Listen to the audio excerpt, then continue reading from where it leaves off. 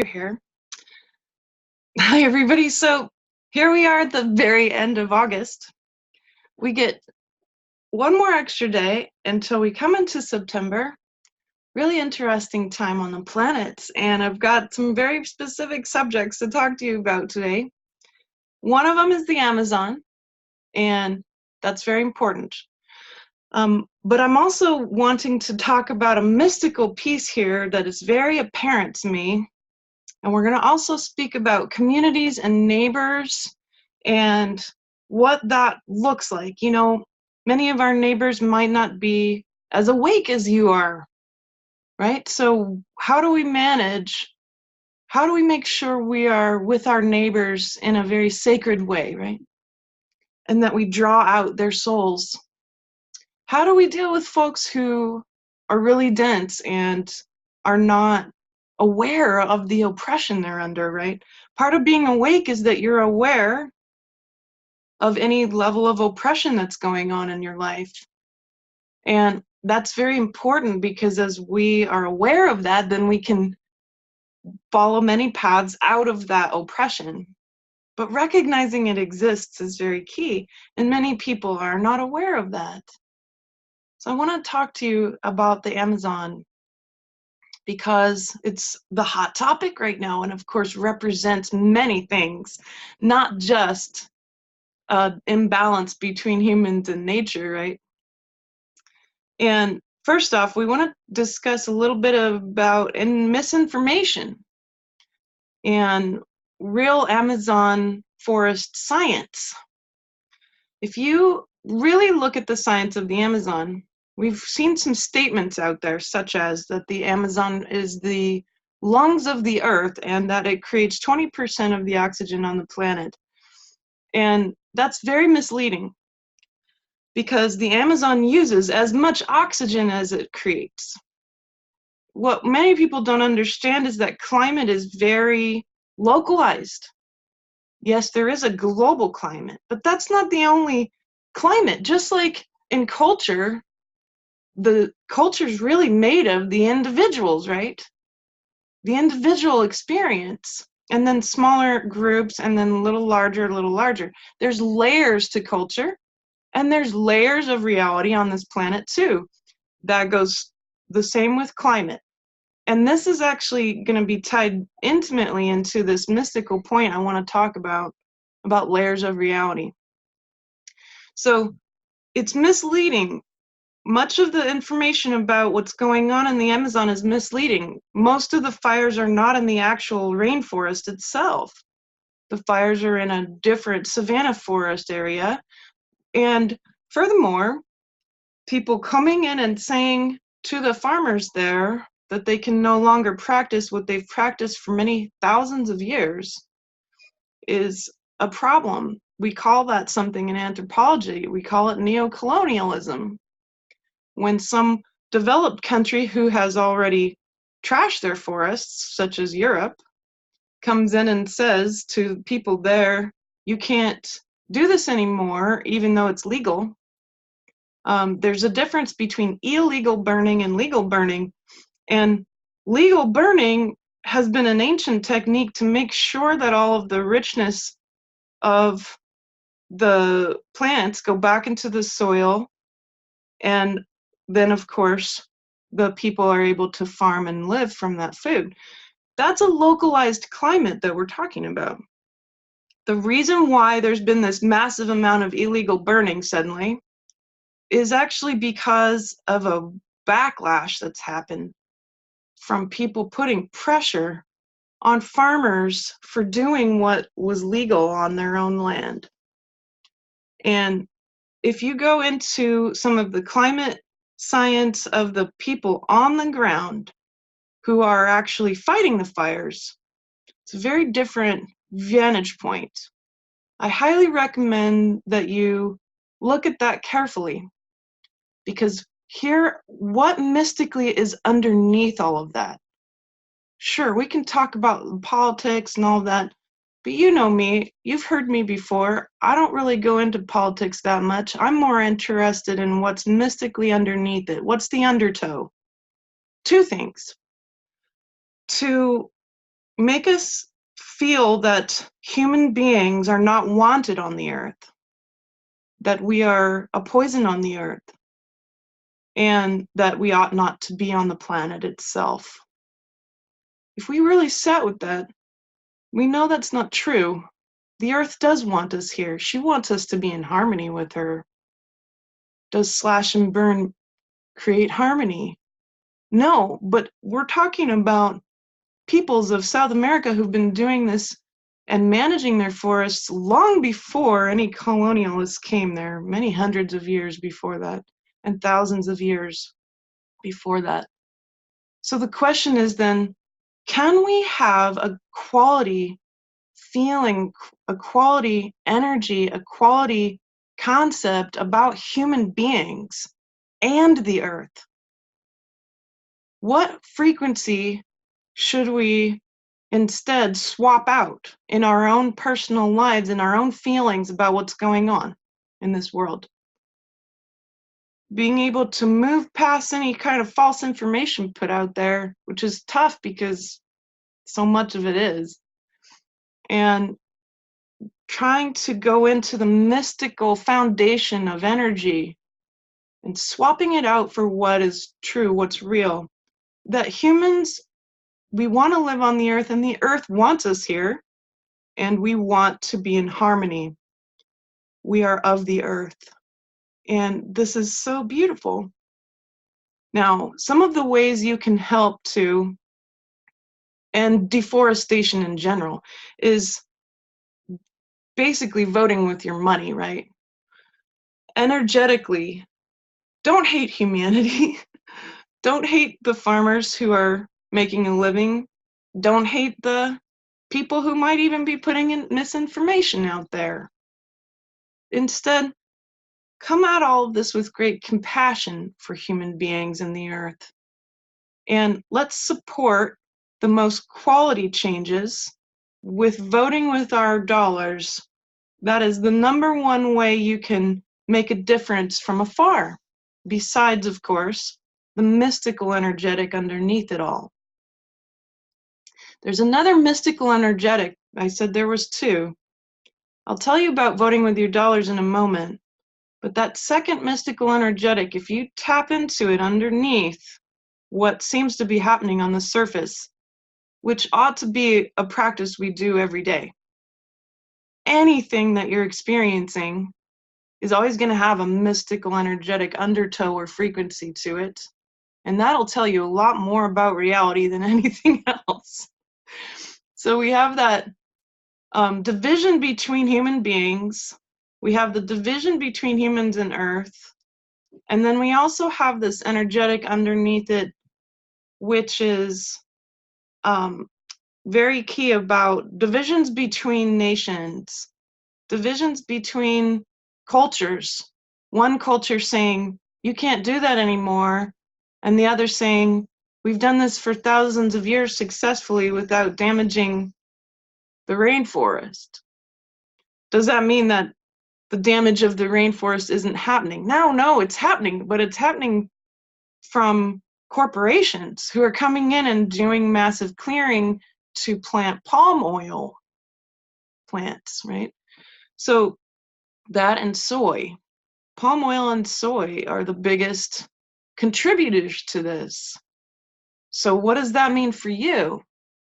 Well, that soy goes to feed different kinds of animals, mainly, not humans. And so does that mean it's good for the animals? Probably not. That's not their natural food, right? So that says a lot about the industry of meat farming in general. It says a lot about our food, our processed food. And if you're going to really make a big difference and impact on the rainforests around the world, not just the Amazon, especially in Indonesia, we haven't talked about that very much on the news, but that's actually causing more habitat destruction than any other place on the planet. And now the orangutan will perhaps become so endangered that they won't be able to live in the wild at all. So that's really important. What's the biggest contributor to that problem? Palm oil. Vote with your dollars. Don't buy products with palm oil in them. Don't buy products that are processed. Get local food. If you did those 3 things alone, you're making a huge impact for the rest of your life on this planet.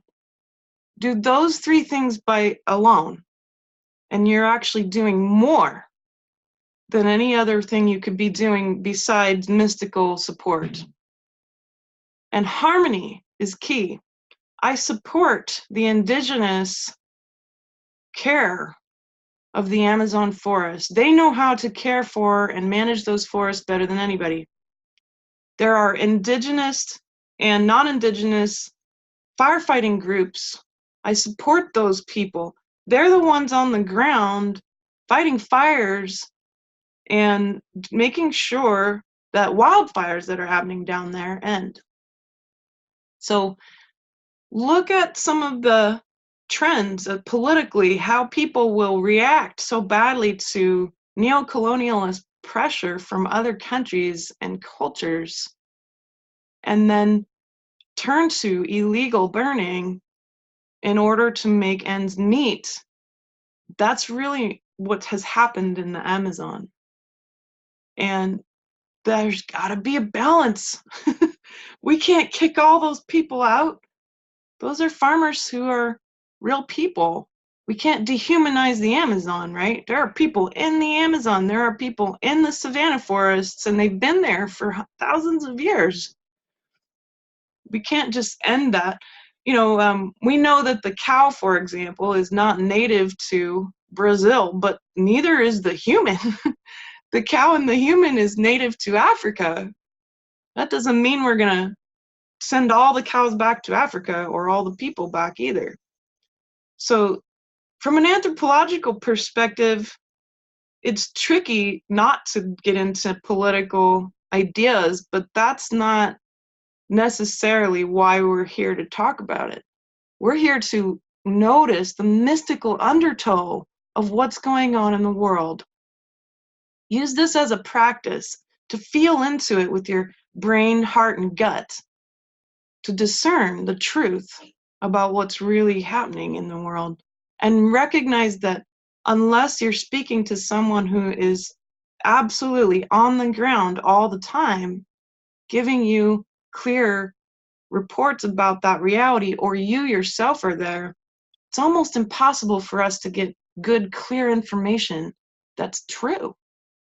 So this is the trick here, is to be skeptical about any information that's coming out. That doesn't mean that there aren't problems. It's just that problems can be spun in just the right way to make us all panic and suddenly believe that we're not going to be able to breathe anymore. And that's kind of the energy that's been used from this whole issue with the Amazon.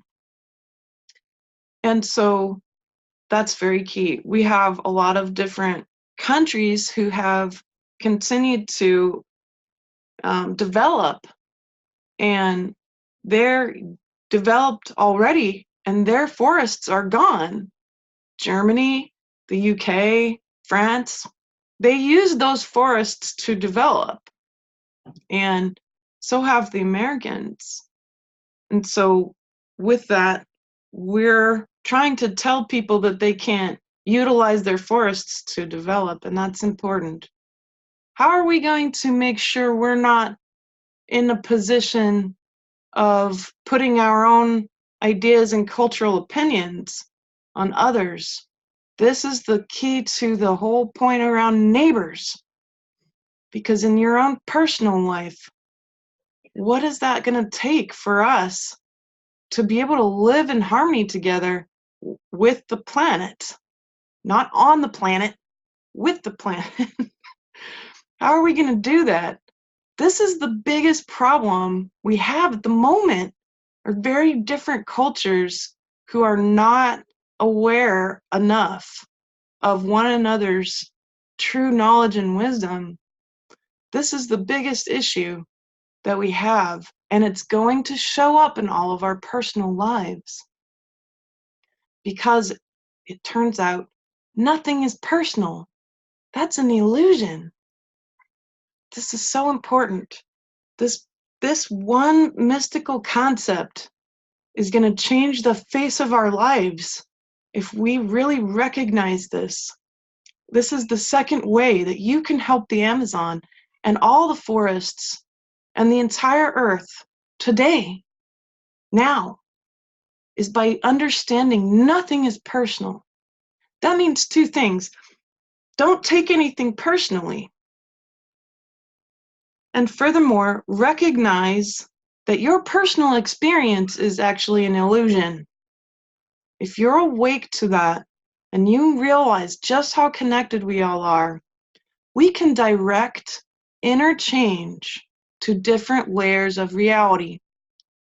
That means if you want to help the planet Earth today, the inner work you're doing, I want you to visualize that inner work being directly connected to the planet, directly connected to the forests and the Amazon today. And so that's the second way you can help, is by being awake enough to know that the inner work you're doing is the number one greatest thing you can do for the entire planet and all of humanity right now. To build compassion and non-judgment, to build very clear boundaries that are built with radical kindness and supreme gentleness. Those clear boundaries of energy say, I intend to radiate radical kindness and supreme gentleness, benevolence in all aspects of my life. And may all of those changes and those actions and those intentions be directly connected to this layer of reality that I care about so much. So there is no personal experience. You're intimately tied to the rest of the human race.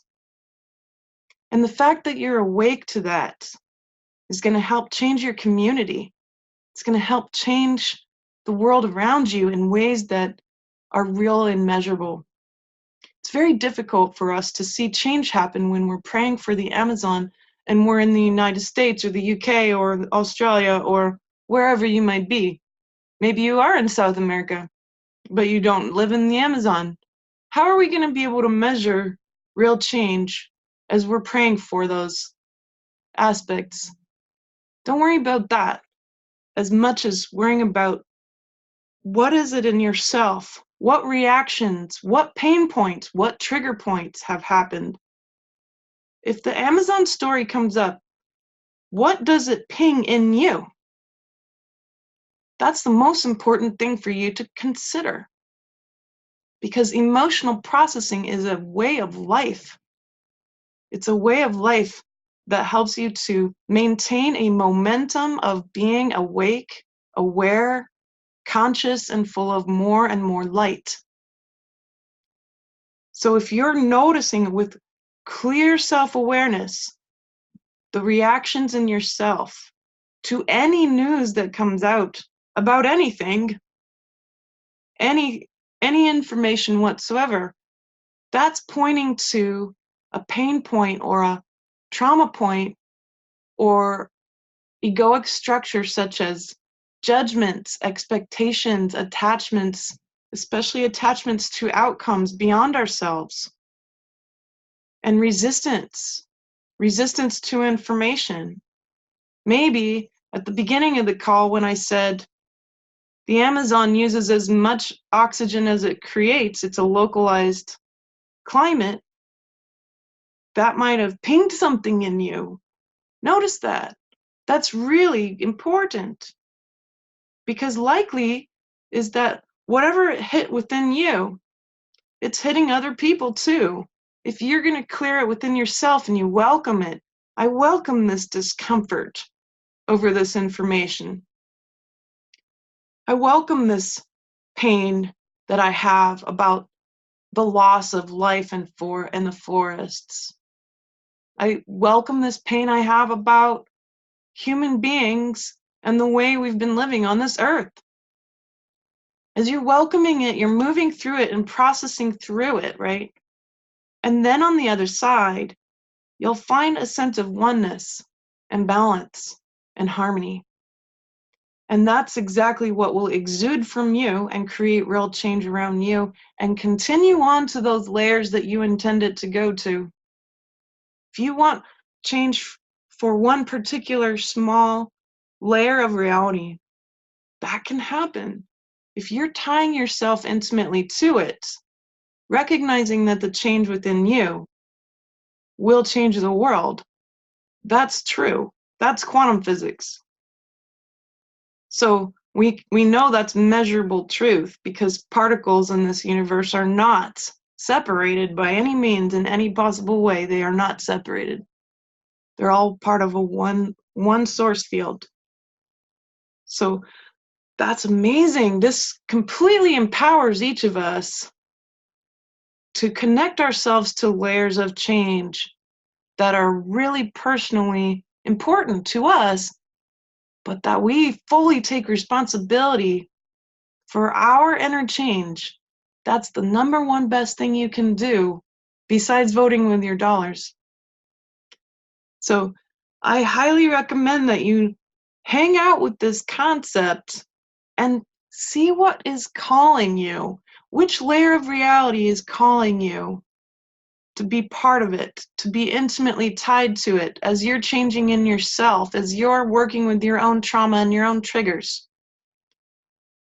What are you going to be tying all of those changes to? Where will those waves of change go? You can decide. That's the cool part. So for me personally, I've been led this year to tie my intimate personal change to the whole of humanity and their relationship with our planet, because I see human beings as a vulnerable group in this galaxy. My mindset as a galactic anthropologist is that we're on a planet that's very special and rare. There is not a lot of other planets like Earth, specifically because Earth makes her own water. And so this is important because, well, this beautiful, precious planet and the precious people upon it, well, they're a vulnerable group in the galaxy, mainly because they're not aware of the galactic playing field they're in. They're not aware that we've got a lot of these influences over all many thousands of years that are beyond this planet. And we've been kept in the dark about it, which is the next big thing you can do for humanity living in harmony with the planet. The next big thing is demand disclosure. Demand it. Demand the disclosure of our true galactic situation and all of the technology that's been suppressed. None of us have to suffer. None of us have to live in poverty. None of us. And we can live in pure and total harmony with the planet. That technology has been there for even longer than you can imagine. Yet it's been kept from the public. Because, why? Because of subjugation. The human slave race. And that's not really who you are. You're a soul. You're a soul first, living in this body. You're a powerful creator being whose interchange has a direct effect on any layer of reality you intend it to go to. Your thoughts, your inner thoughts, your intentions are what creates change. You want change in your own body. You want to end your pain and suffering. Your thoughts and intentions have a direct effect on your body. We know that, and it's called epigenetics. Your situation in your life becoming less stressful, more supportive through interchange, through emotional processing, has a direct effect on how long you're going to be able to live. Don't consider the easy way out.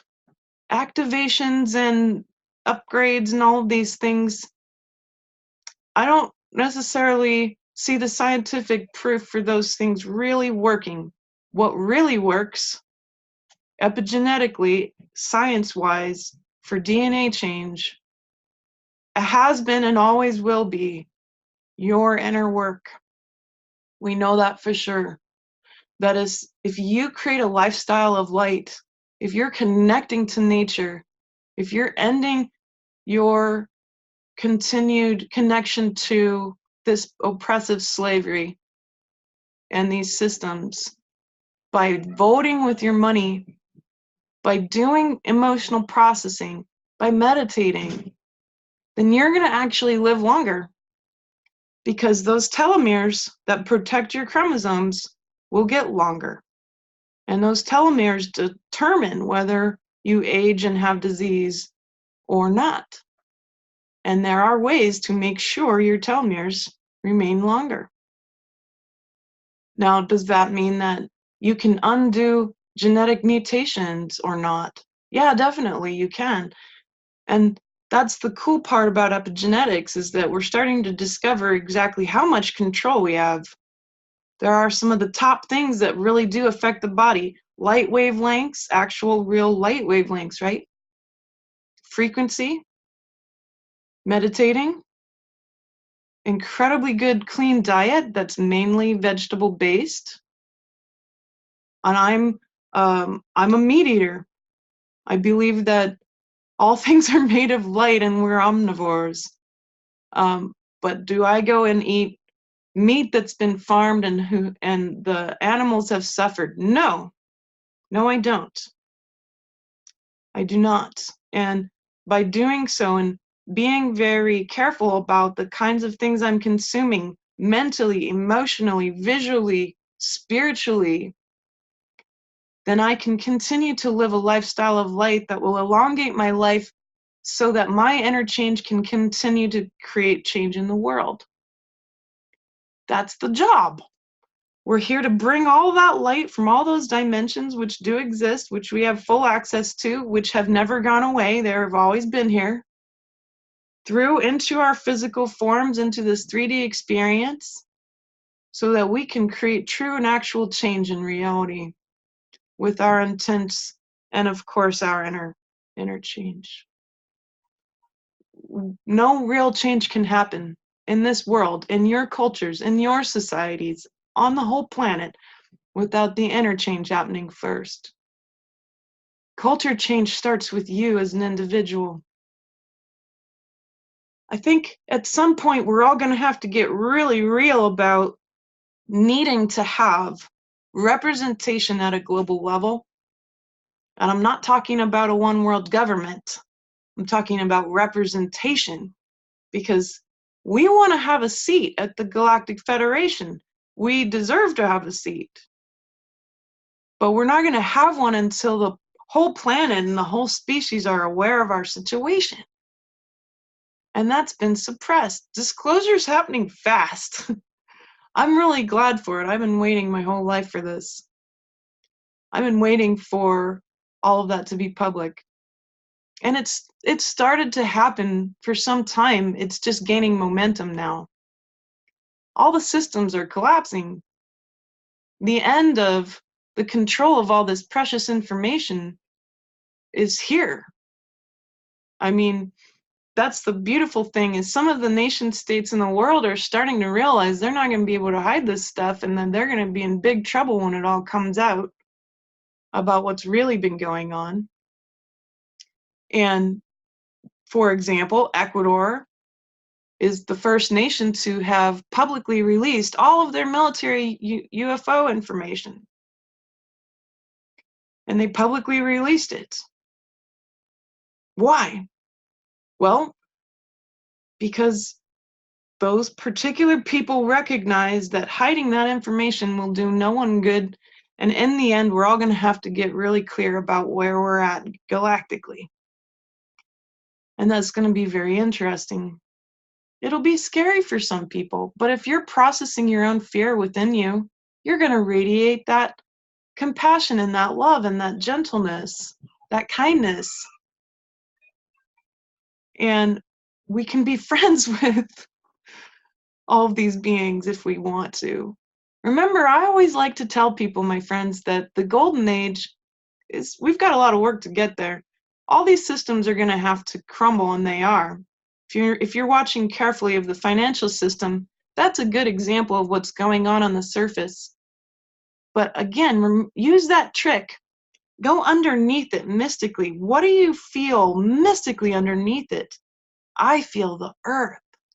She's causing these changes in all of these things. She's wanting disclosure. She wants human beings on the earth living in harmony with her and with each other. That's what she's always wanted. And that's so beautiful. Her interchange is causing change in us. So the crumbling systems and the big changes that are happening around us, we've been preparing for this. You've heard me talk for over 2 years, perhaps, if you've been listening to me that long, about being prepared for deep, great recessions and depressions, about buying gold and silver, and about making sure to connect with your neighbors and your local communities and farmers so that starvation or shelves being empty in a grocery store for however long time isn't going to make a dent in your life, right? Because you'll have this connective community support. We've been purposefully unhinged from all of that. We've been plugged in to screens instead of our communities. And that's been, I feel, a very purposeful brainwashing. The TV is the greatest brainwashing tool on the whole planet. And one of the things in your body that doesn't regenerate are the lenses of your eyes.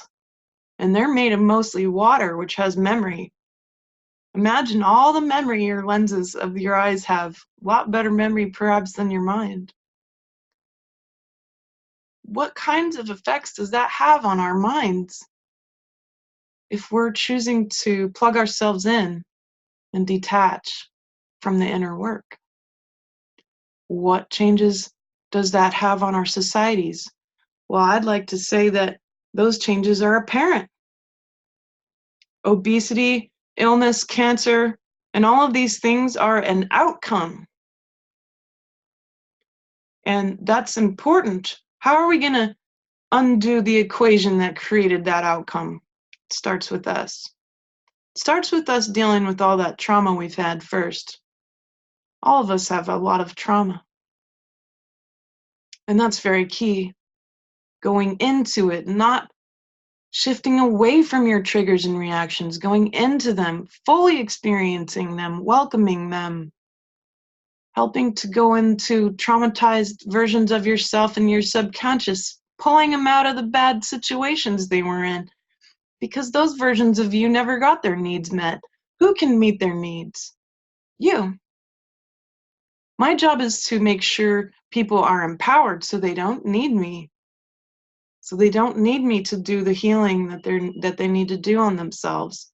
So they don't need me to give them readings or to do a psychic reading on their situation. Does that mean we don't need each other then in general? No.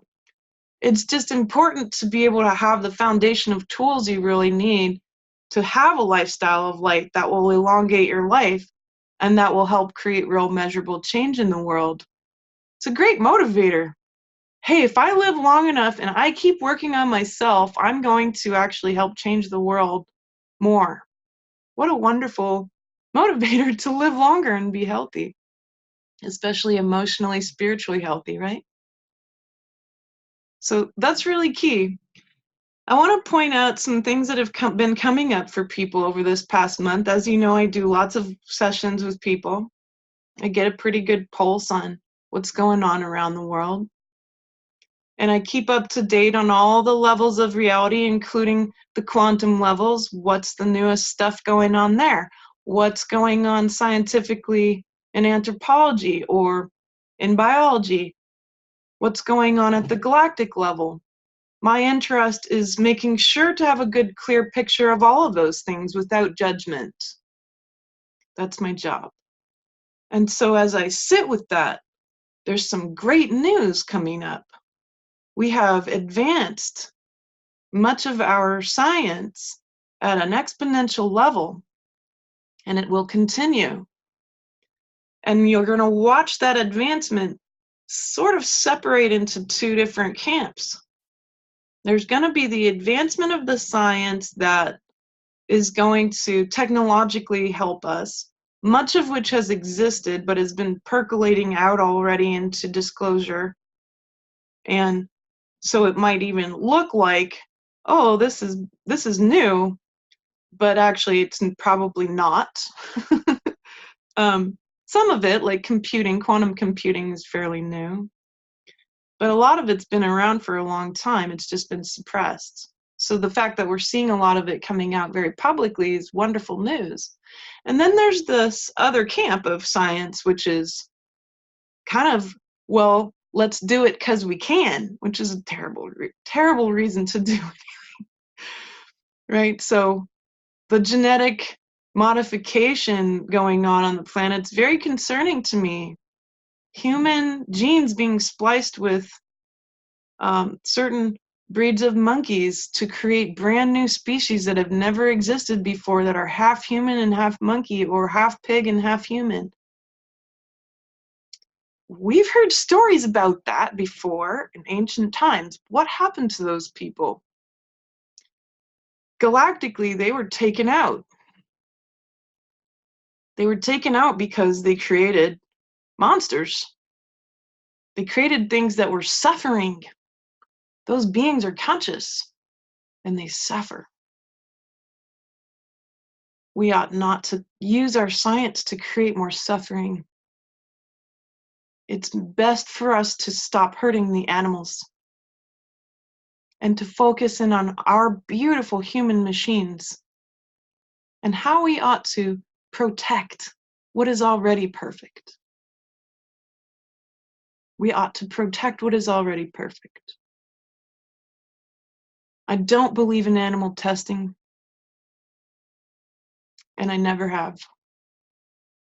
Their genes and their DNA are perfect too. The job was always for us to be conscious and stewards of the earth, protecting her, working with her. And we ought to pressure our scientists to do the same. It's not moralism, it's ethics. Do as little harm as possible.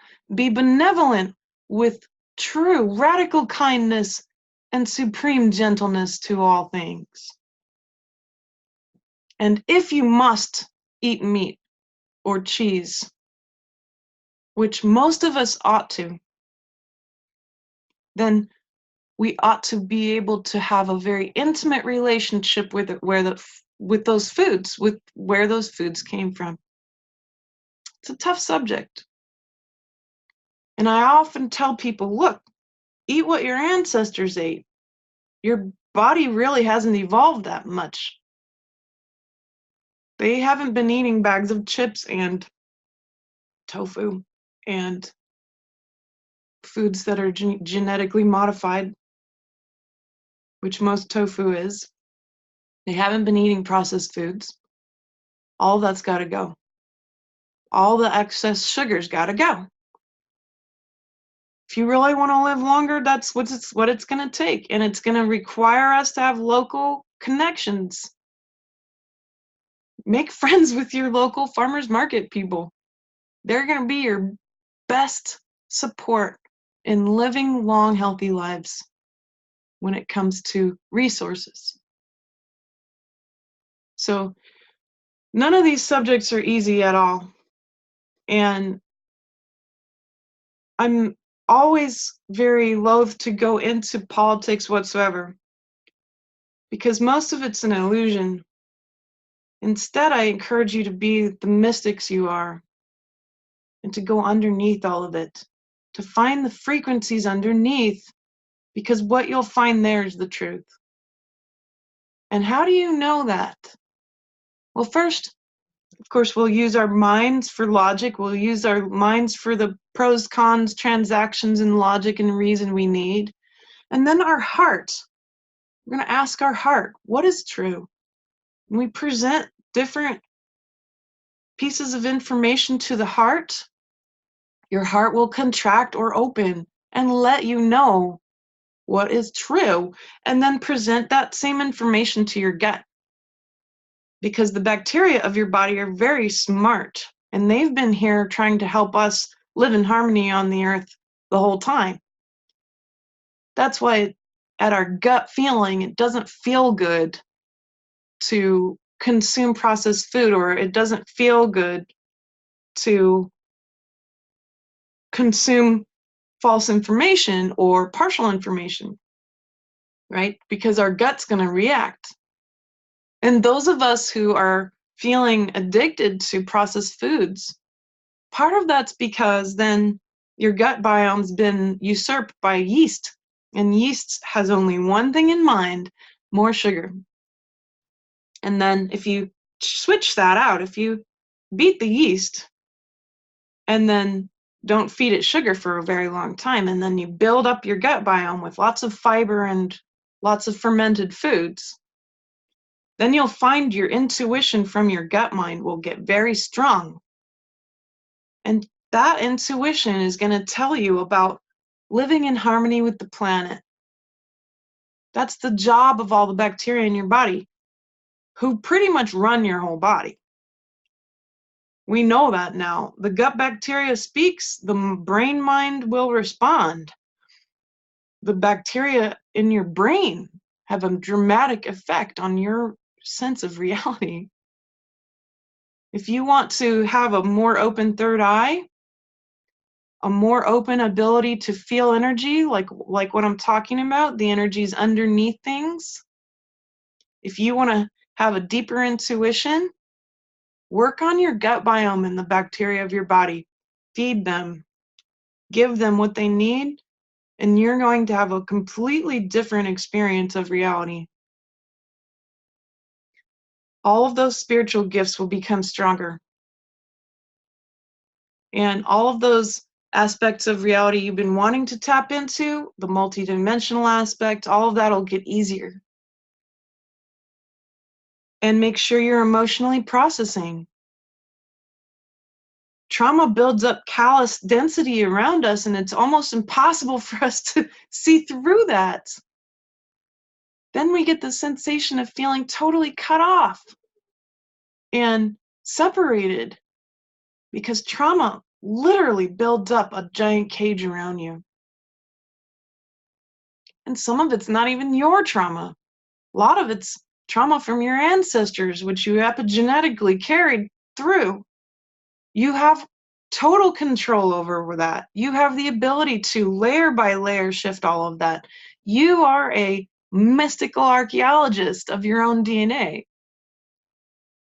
By going into emotional processing fully, mental, emotional, and physical processing fully, you'll find that layers and layers of it can shift. So let's do a practice right now to lift any layers of trauma that might have built up around our pain that has to do with human beings not living in harmony with each other or with the earth.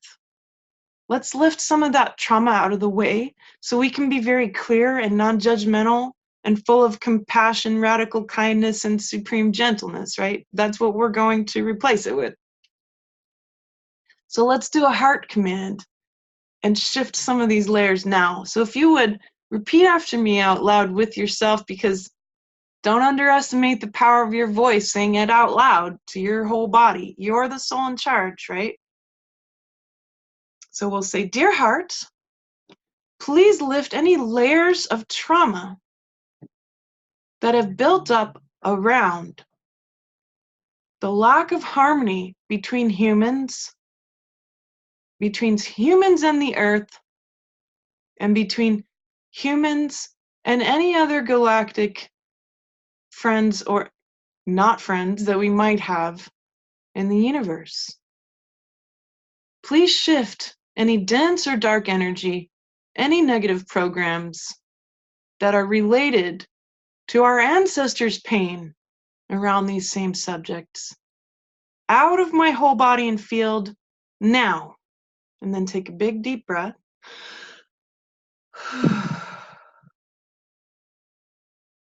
And now we're going to replace it. Dear heart, fill my whole body and field with total compassion, unconditional love, radical kindness, and supreme gentleness for all humanity and the entire earth now.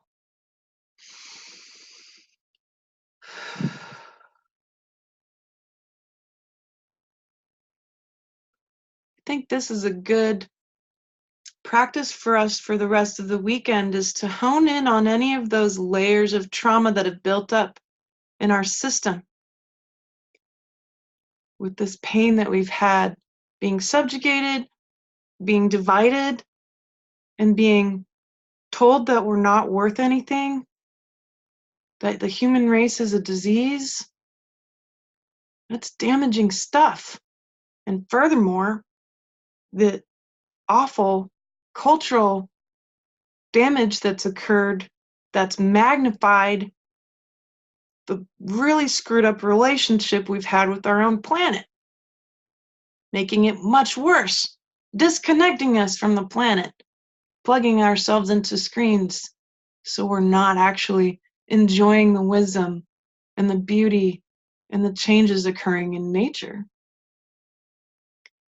And so get back on the earth, get barefoot on the earth. Spend time watching nature TV. I literally call it that because my kids, we live kind of out in the woods. We're very lucky. Let's go watch nature TV, I'll say. And so yesterday I got to watch some nature TV out of my window, and I saw the biggest groundhog I've ever seen. This thing was like 3 times the size of my cat. He's just nosing around. It was really fun. That's nature TV, right? Connecting to the animals and plants and the bacteria, getting your hands in the soil, even when it's cold, talking to the trees, learning. That's our true nature. And that's a good way to build your gut biome too, is get dirty out on the planet. Yeah, being in the garden. This whole planet is the Garden of Eden, my friends. It wasn't just one little spot. The whole planet is Garden of Eden. And we have that chance because she's so excellent at healing herself. She is, if we give her that chance. If you leave the fisheries alone long enough and you limit the amount of fish that you take out of the sea, those fisheries end up exploding. They can recreate themselves, they can heal. The forests can heal. And especially in Indonesia, if those palm forests are removed, the rainforest can come back. The orangutans can live in the forest again. And how will you make sure that happens? Don't buy stuff with palm oil in it. Don't underestimate the power of the consumer, especially at a global level. Don't underestimate the power of your consciousness and your decision to connect your personal transformation to layers of reality you care about the most. Don't underestimate the power you have to change your own DNA through your words, your actions, your inner thoughts, and your lifestyle. That's the #1 ways you change DNA. And so I want to give you that support too, that extra support. If you need some extra support, my friend Meg and I are actually doing a 7-week-long support process. We're at a whole immersion, 7 weeks, 8 calls, and we're going to train you. If you're a practitioner, we're going to train you to involve this into your deep practice so that you can teach your clients and have a whole nother up level. Remember, I said emotional processing is one of the most important ways you can live a lifestyle of light. And if you're wanting to teach other people to do that, that's very, very powerful. That's some serious measurable change right there.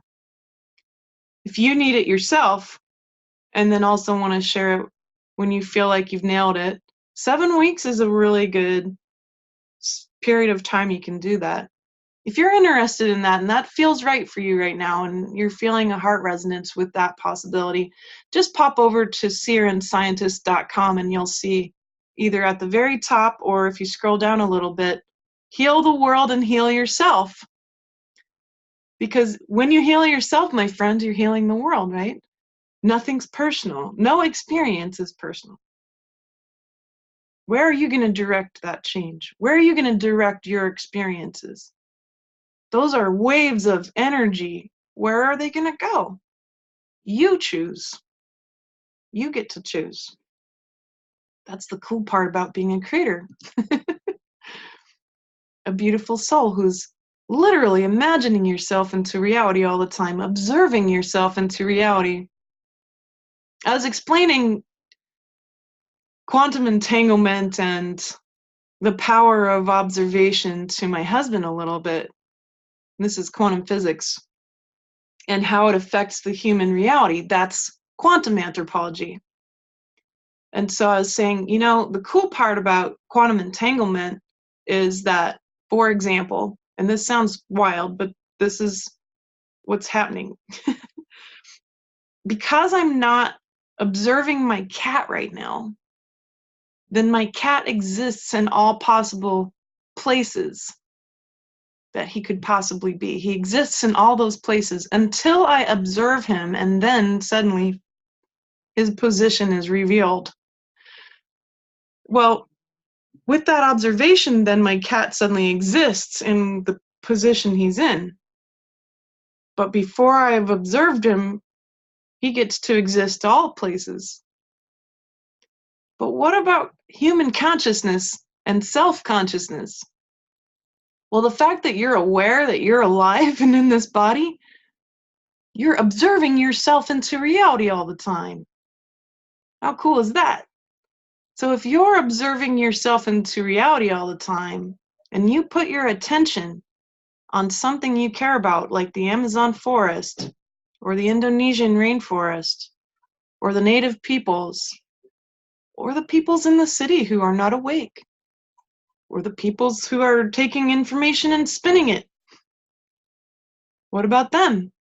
They need our support too because, well, interchange, if we were going to change our judgment of people like that, then we can allow that interchange to create change that directly affects them by putting our attention on them. If I want to see change in the awakened level of city dwellers, for example, or just human beings in one portion of the world, or the entire human race, well, then I can. By consciously imagining and visualizing that part of the world, working on my own reactions, and allowing that interchange to spill forth as radical kindness and supreme gentleness. And then I've just given them an incredible boost of light. I've given them an incredible gift by not judging them anymore and by choosing to be in radical kindness. And that's how you do it. Now, why would imagining a group of people or the whole human race or the whole planet, why would that work? Because your third eye's function is the imagination. We're actually programmed to believe that the imagination isn't real. And that's false. It is. It's exactly what the third eye is. To be able to tap into divine imagination. We're all being imagined and observed into existence by the source of all of reality.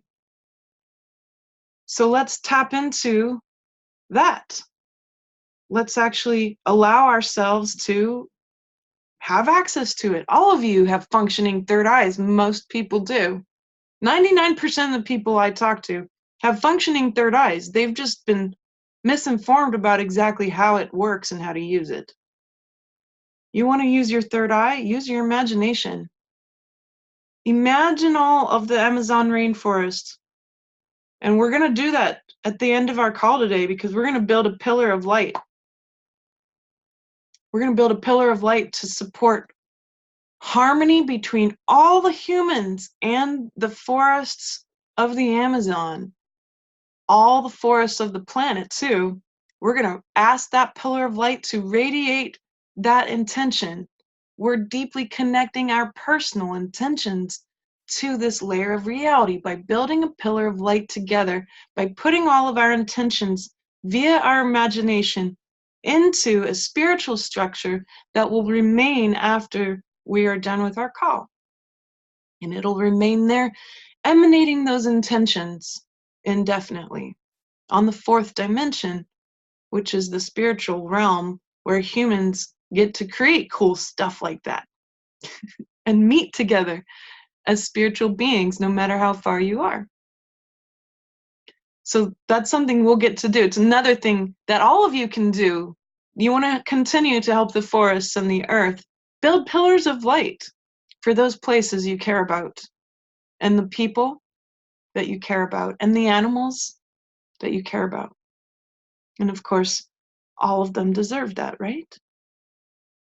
So I'm going to look at our chat here and see what has come up for you. And I'm just going to read some of the things that people have posted. Very glad to see people from around the world. It makes me incredibly excited. And Suzanne said, excellent heart command around trauma and the lack of harmony between humans and Earth and our galactic families and ancestors. A beautiful healing heart command to fill this with the love, compassion, and unity. I agree with what you're sharing now about this. Connect deeply to Mother Gaia, walk barefoot, be in the garden, talk to the trees and the animals. Yeah, best TV ever, nature TV. And Suzanne says, our buying power can help change the planet. I highly recommend the immersion and certification in supreme gentleness, healing yourself and the planet together with Elizabeth and Meg to everyone. Thank you so much, Suzanne. I really appreciate that. It's very, very sweet and kind for you to have mentioned that.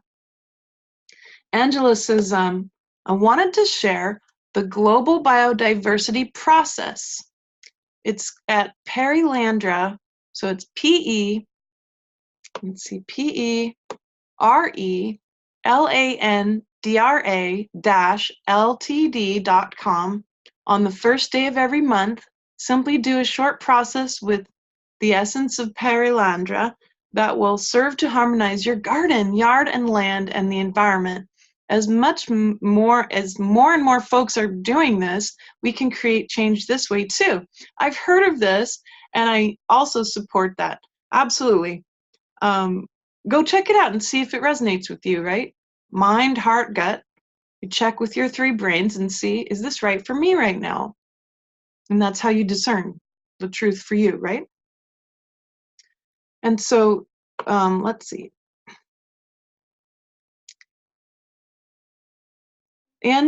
Suzanne says, Angela, thank you. I love that, and I'll get back to doing this. I did it for years after reading the book, Acting as If the God and All Life Matters, written by the Perilandra Farm in Virginia. Perfect. Krista says, this is the best talk ever. So much resonance on so many levels. That's very sweet. Thanks, Krista. So Donna asks, hi, Elizabeth. So what many of us are doing is imagining with the third eye. Dorian being pushed off out to sea and all being safe and protected. Do you consider the third eye a spiritual center as well? The third eye is the spiritual function or the sort of spiritual organ of your brain mind. And so as we're imagining things into existence, how do you manifest things with the third eye? Well, most people miss a very important step with manifestation. Yeah, you do have to psychically visualize what you're wanting, right? Then you drop that into your emotional body through the heart space and you feel it into reality. What does that feel like for that reality to exist?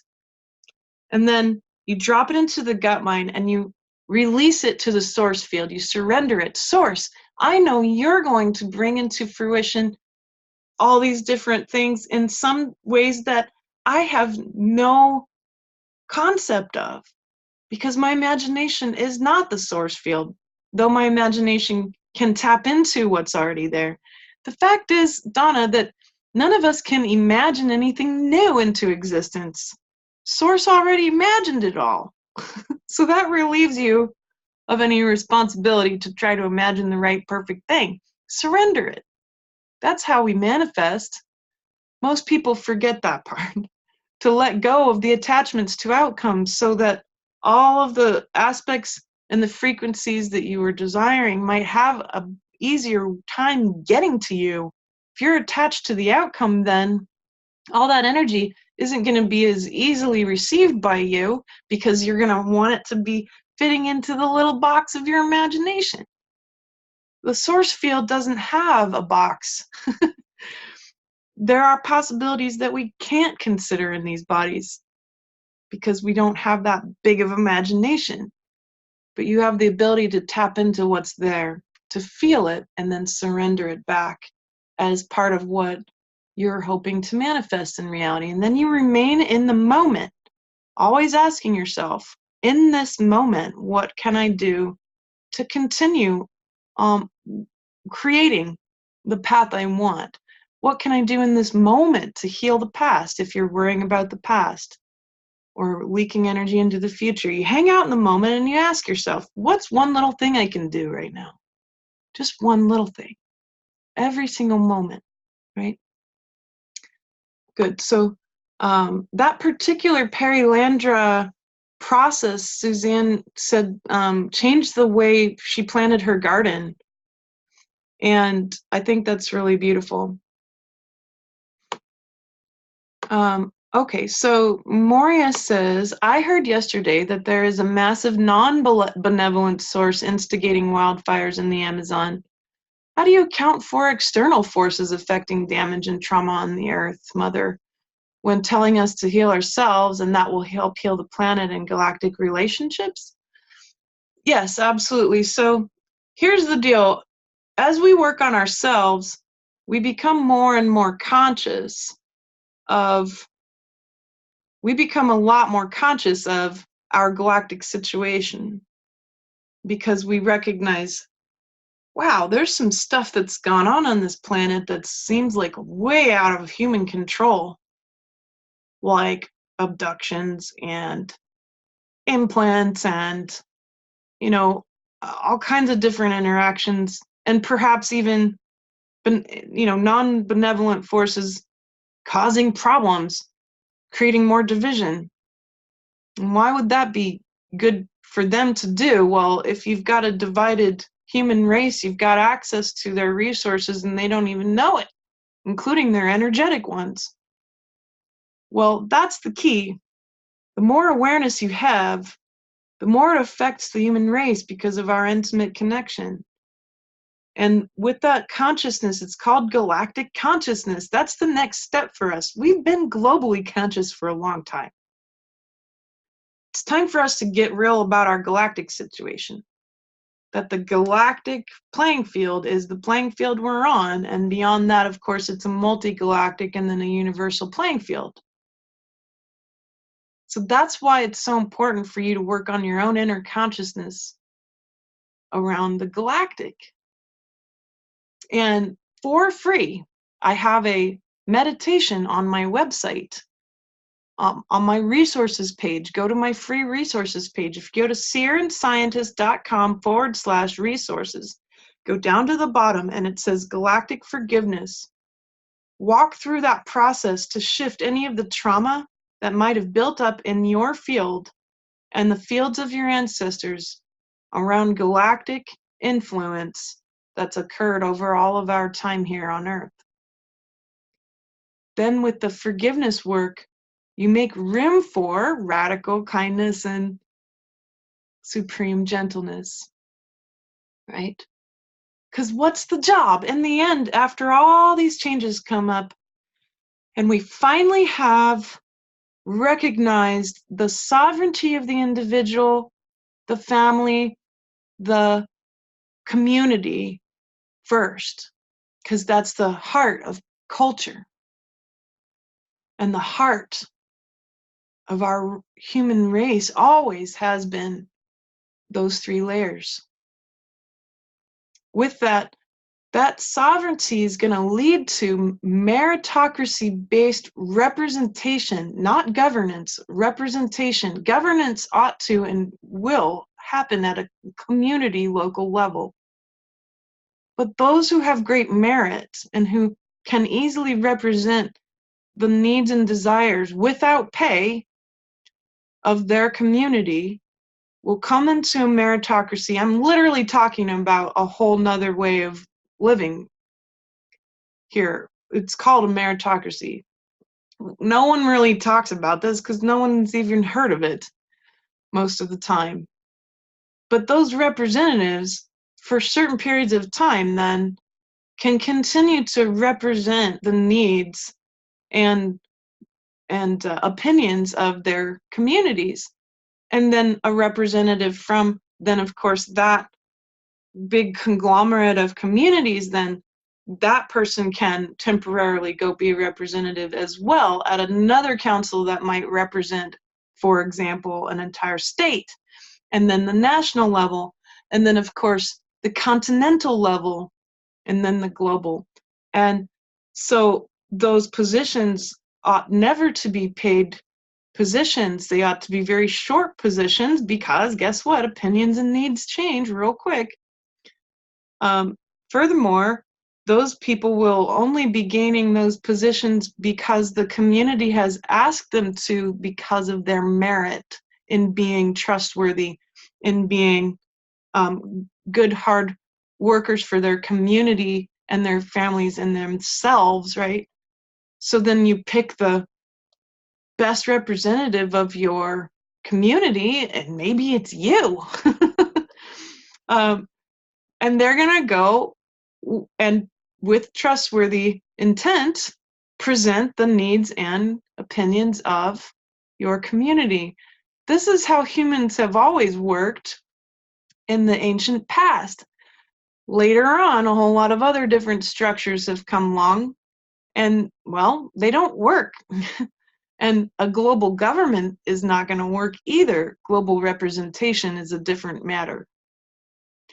So it's very important to kind of be creative. Let's be creative. Let's tap into what's available. If we can imagine something brand new and fresh and amazing that would better really represent our needs as human beings and the need we have to care for our earth in a very intimate, personal way, then let's go for it. You know, and there's no perfect, exact way to do this stuff. That's the cool part, is that change is inevitable, right? But as we come to this golden age, which is imminent in front of us, if we're willing to do the really hard work to get there and the dismantling and the rebuilding to get there, we will be a galactic species who will be representatives of compassion, radical kindness, and supreme gentleness. That's our greatest outcome, for all of us to be true emissaries of unconditional love and compassion. That's what we're called to do. That's the job, right? Is to be in these bodies and to fully bring all of that incredible connection we have to the multidimensional and the ability we have to imagine all these possibilities and then implement them in our own realities personally at the smallest, most beautiful individual level, knowing that that's not going to be personal only, but that inner transformation will emanate out to the rest of the human race or wherever we direct it. How cool. We have a lot more amazing energy and power than it seems. Okay, so got a few more comments here I'm reading here. And so, Julia mentions a cool book. She said she's repurchased and rereading the book called Behaving as If. It sounds very interesting. And yes, I'm going to be bouncing around a different couple of places here on the Q&A board. I'll also be looking on the YouTube board for questions and comments. So I'm just kind of trying to catch up on our Zoom webinar chat first, and then I'll look at the Q&A board here too. And so Sylvia is asking, this talk is mind-blowing. Is the Amazon fire man-made or simply the earth is purging and clearing that area? It's both and complicated. It's not as it seems is basically the short answer. It's interesting. Okay, Suzanne asks, thank you for letting us know about the Galactic Forgiveness Meditation. A meritocracy based in merit, trustworthy as deemed by the community. I love this. Of course, this is the way things worked when they were representative of the real needs and desire of the community or area.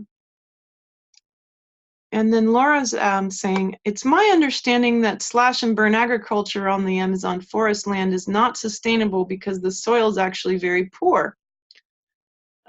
There are ways for the indigenous communities to make money and develop themselves, right, without clear cutting and burning the native forest. How do we support them in this? You're right, but most of the slash and burn is not happening in the Amazon. It's happening in the savanna forests. And so that's the key point. And the forest fires that are going on in the Amazon, many of them are natural, but we can support the native and local communities who are fighting those fires. Go look for those particular communities, and I'll see if I can post an article with some of them named, because I had found one, and I'll see if I can find it and post it on my email out to you all with the replay link. But there's really specific groups who are actually fighting those fires, and also really specific groups who are out there helping to support the native development and protection of the forests. And absolutely, we can be giving them money. Remember, voting with your dollars also means charitable, right? Making sure you're sending your money to charitable organizations or organizations that are doing things that are really important, like fighting those fires in the Amazon. Very good. And yes, you're right. The slash and burn of the Amazon is useless. That soil really isn't rich, because the Amazon's a closed system and it's making oxygen and using it. It uses 100% of the oxygen it makes. And so by closing that, by ending that system, well, then we end carbon sequestration, which is the biggest issue that we're looking at here with the burning of any sort of wood, really, right? And then there's another book that Julie is mentioning, God and All Things Matter, by Michelle Small. Michelle Small, right, with a W, W-R-A-R-I-G-H-T.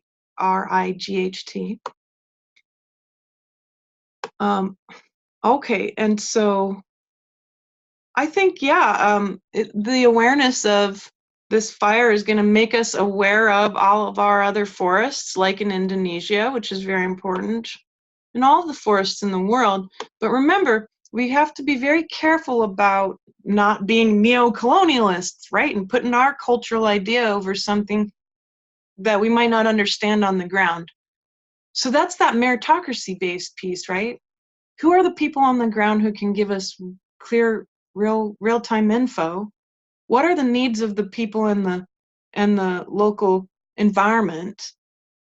A lot of times the local people in the local environment are intimately tied, so the people are aware of what the needs of the forest are, especially the native people, right? And so that's really key, is to notice that we don't want to implement any of our personal ideas on stuff, because that would be basically us culturally colonializing with our consciousness. We don't want to do that. Okay, so I'm looking at the questions on my Q&A board now.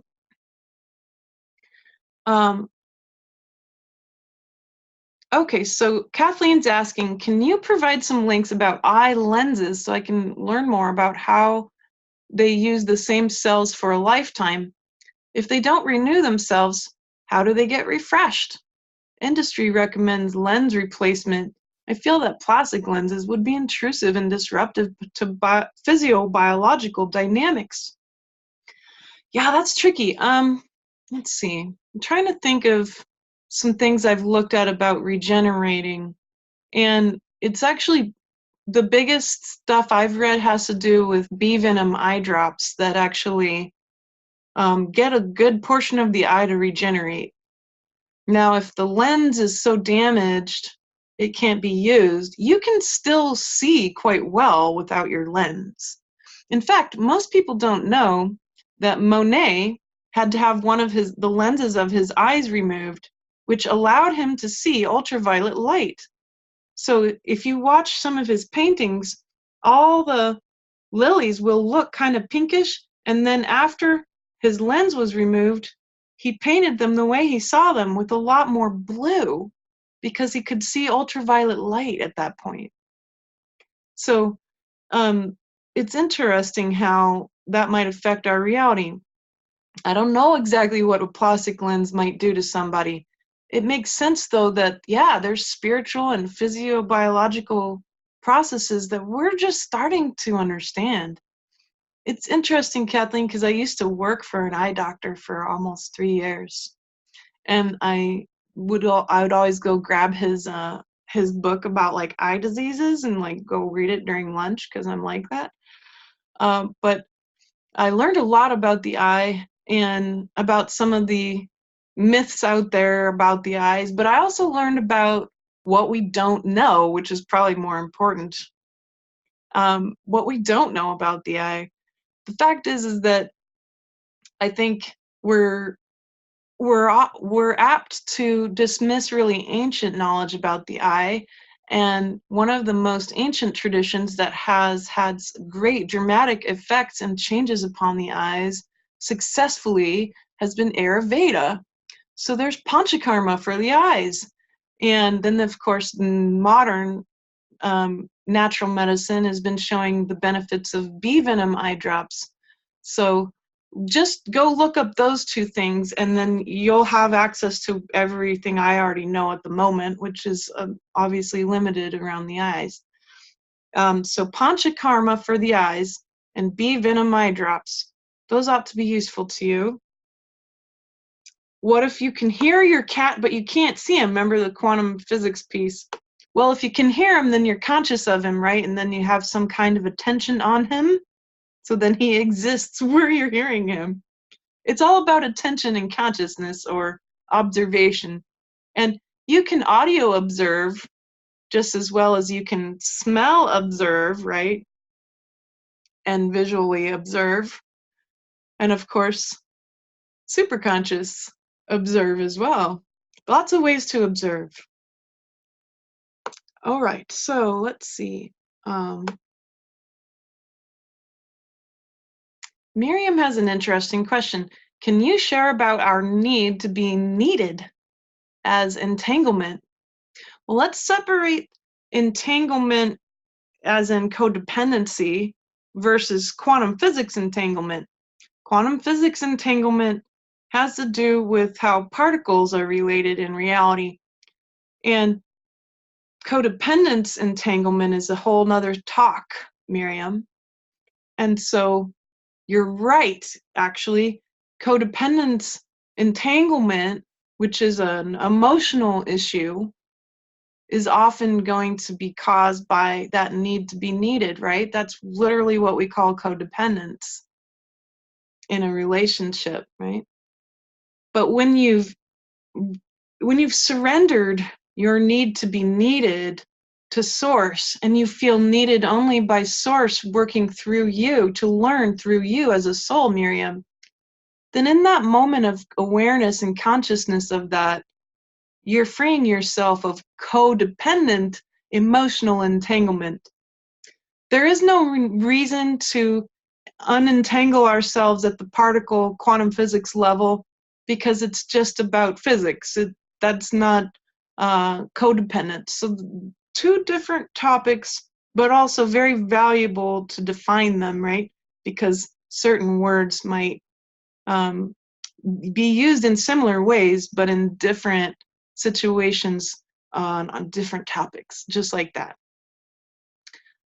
And so I think the name might be Jamin. Sorry if I'm pronouncing it wrong. Do you know any safe places to get monomatic gold to heal the telomeres on our chromosomes? I actually prefer consuming colloidal gold. And my favorite place to get it, and why would you want to do that? Why would you want to consume colloidal gold? Colloidal gold protects your DNA and helps those telomeres. It's also a great pain reliever, especially if you have arthritis. An ancient remedy for arthritis, right? Go to purestcolloids.com. That's my favorite place to buy colloidal gold. And they have other colloids as well, like copper colloids and silver colloids, and they talk about exactly how to use them. So gold is, you know, there's a reason why silver and gold are so important. And it's not just because they're worth money. They have very, very powerful healing attributes. They have very powerful attributes that are used in technology. And so that's why they're so valuable.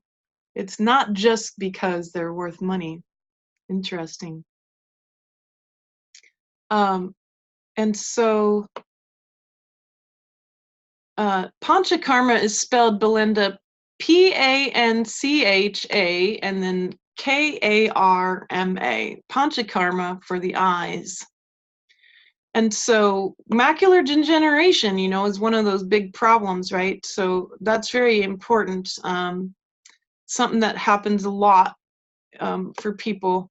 And I think that it's a problem because if you go to an eye doctor and they basically say, we can't help you because you have macular degeneration and there's nothing we can do about it.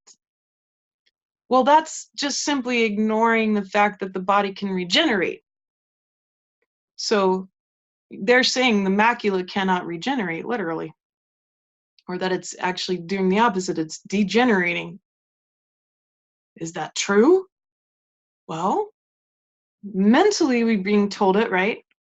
And then if we're looking at also this other information that the body can regenerate actually, well, that causes a little bit of dissonance. So don't just use your mind to make that decision.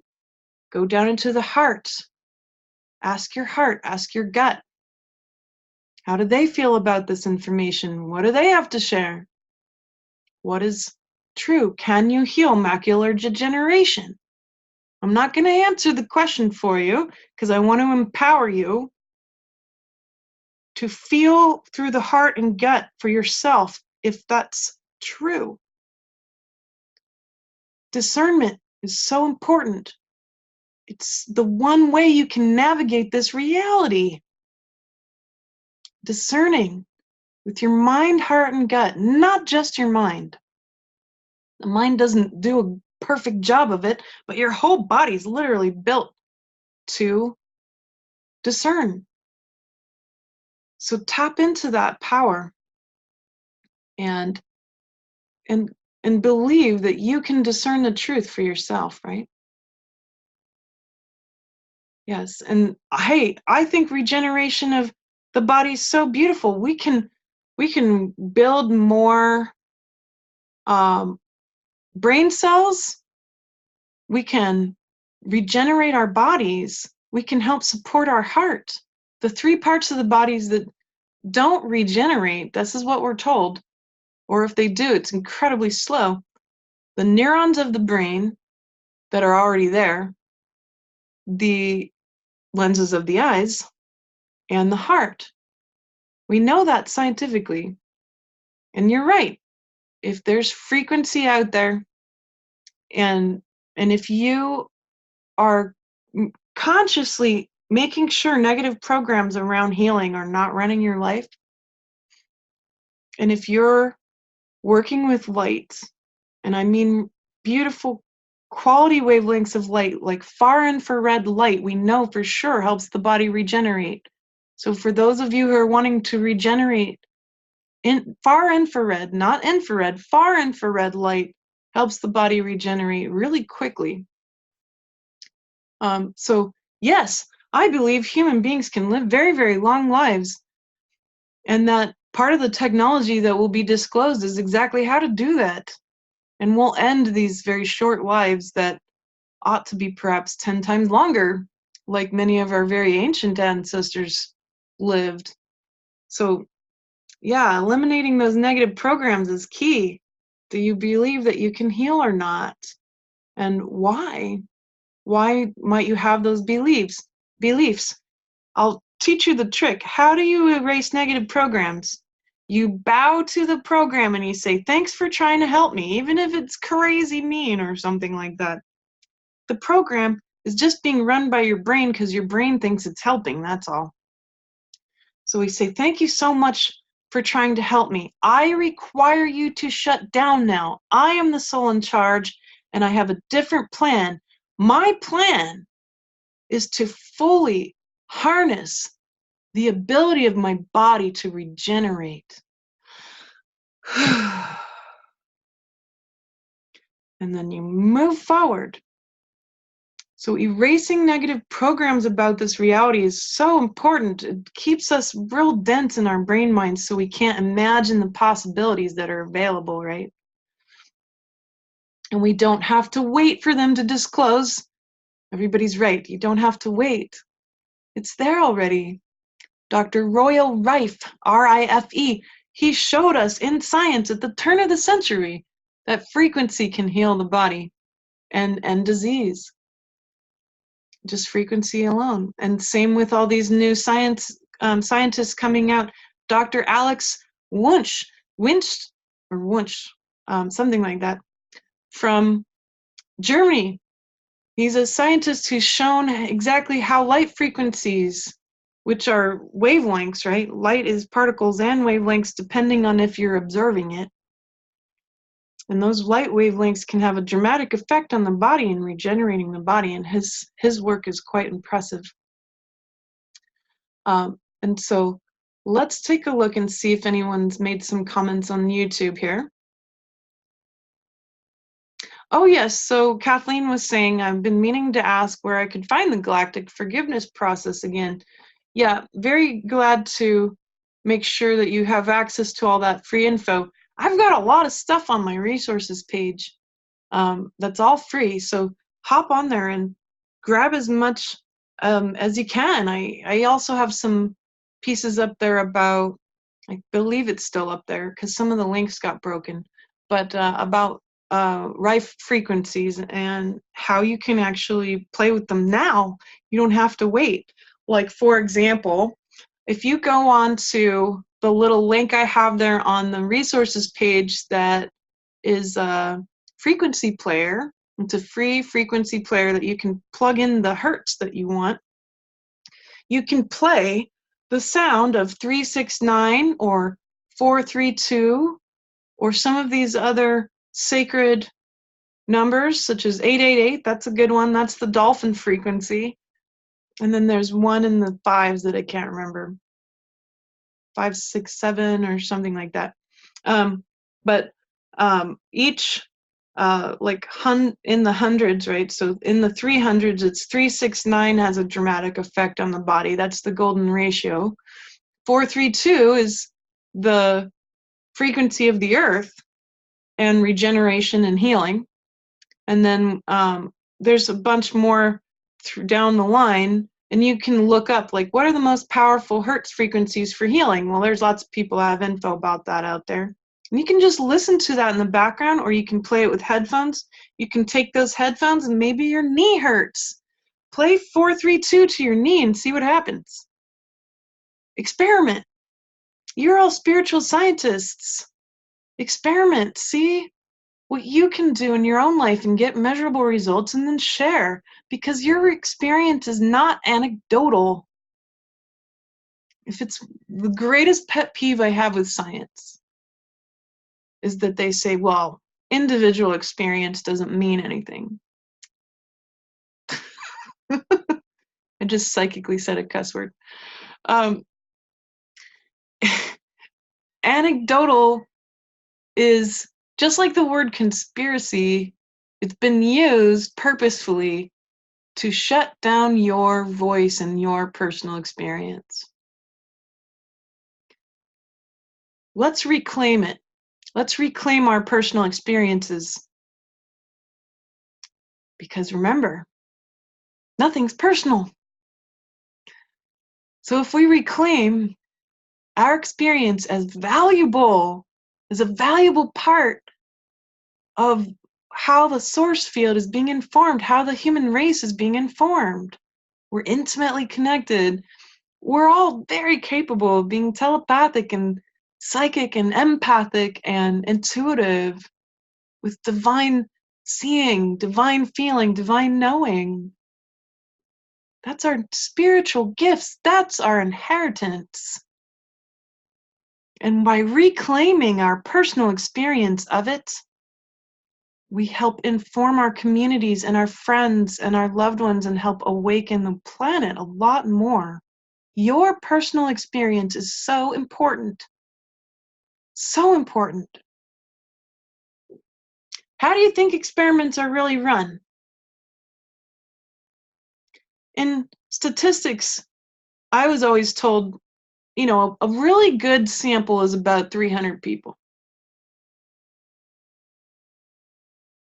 What makes a sample of 300 people? 300 individuals who are all totally unique. Don't let anyone ever tell you that your experience is not valuable and that it's anecdotal. If you get triggered by it, like I do, then we welcome the discomfort and the anger. I welcome this discomfort and anger that has made me feel like my voice has been shut down. That has made me feel like my experience is not worthwhile. I welcome it fully in my body now. In my body, in my throat, in my heart.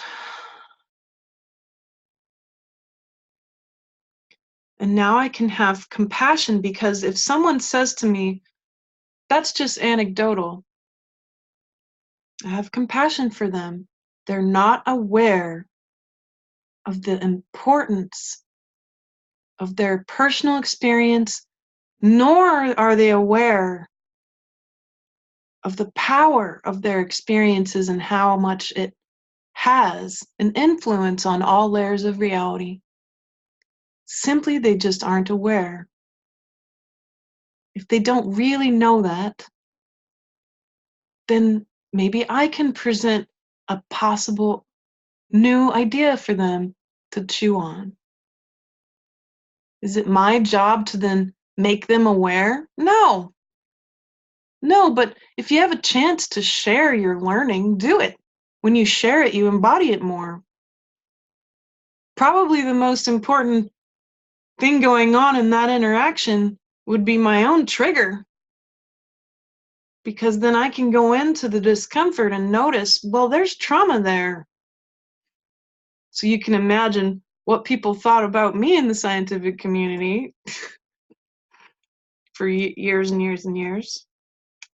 But I became very well respected because my theoretical work and my models and all of my methodologies that I created, that moved through me, that source created through me. I don't take responsibility for that. That moved through me just because I was learning how to get it out of the way.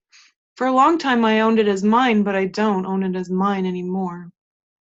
I think that's very egotistical to own something like that as mine, something that's so far beyond me. And, that respect came because I came in with the really hard work, the theoretical foundation that needed to be there. I made sure to follow the academic rules of engagement, and I presented a model that worked and a method that worked. And I did it over and over and over again and honed it. And I had people shoot holes in it without taking it personally, right? How does this relate to you if you're listening to this? Because your life is no different than that. You don't necessarily have to be a scientist in a college to understand how important first allowing yourself to be an open vessel for source information to move through you, but also to be able to continue to show people how magical this reality really is, and not to be crushed by people who will paint you in a corner and call you woo-woo, crazy, or anecdotal, or a conspiracy theorist. Again, systematic ways of shutting down our true divine inheritance of divine seeing, feeling, and knowing. And how our personal experiences then, of course, again, repeating it, connect with all layers of reality. Very key here. Good. So I'm going to take a look at our chat here again and see what are your experiences lately, right?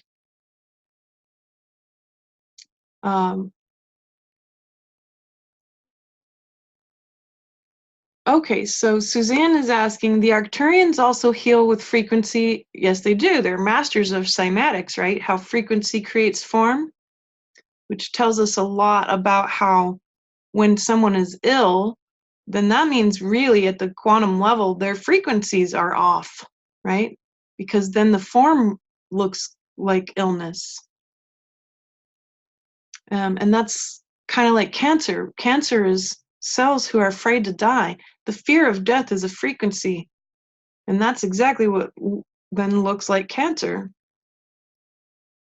And so we can to ourselves of the body, we can use our hands, we can use, of course, precious stones and natural plants and the frequencies of life and nature. All right, so Lynn asks about the frequency or vibration of guided meditations. Can I more easily meditate to one guided meditation rather than another? Well, definitely. So, Lynn, if you're finding that one is really helping you go into a state of stillness, you'll use that for however long that's working, and then maybe you might grow out of it, and then you'll need to find something else, or finding sounds or frequencies that help you to go into meditation. My preference is to not necessarily focus on audio, but focus with my actual eyeballs and do gazing. So Tratrika, which is gazing meditation on the Sri Yantra, has been proven to immediately set your brain into very high wavelengths that we want, like gamma and alpha wavelengths. So if you want something real quick that you don't have to do for a very long time, do gazing meditation on the Sri Yantra and see if that works for you, Lynn. But yeah, certain meditations are going to work better for you versus others, and then other people is going to be different. It's just a personal experience, right? That then is going to be tied to how you're linked to all these other frequencies around you, or how you're linked to that reality in the moment. So moment by moment, our bodies are constantly changing all the time.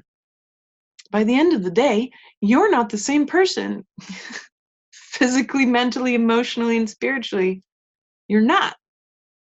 24 hours can do a whole lot to you. Yes, good. So Milena is coming in. She says, I want to refer to what Elizabeth said about the ability to heal everything in our body, including repairing genetic damages. Absolutely. My spine got aligned big time without any physical therapy, just by my own energy work and meditation. My nasal septum was severely bent to the left and then has realigned itself. I'm middle-aged, and over the last 2 years, I got a lot of gray hair. Well, over the last 1.5 months, my streaks of gray hair got dark again. It's just a side effect of the whole body healing and rejuvenating. I did not work on the issue. It just had an outcome of that. So any of you who might be ill, keep believing. Everything is possible when you use your powerful intentions combined with the right healing meditations and frequencies. Melina, I'm so excited for this precious gift you've just given us of your personal experience. Thank you. How wonderful. It's so beautiful. Very good.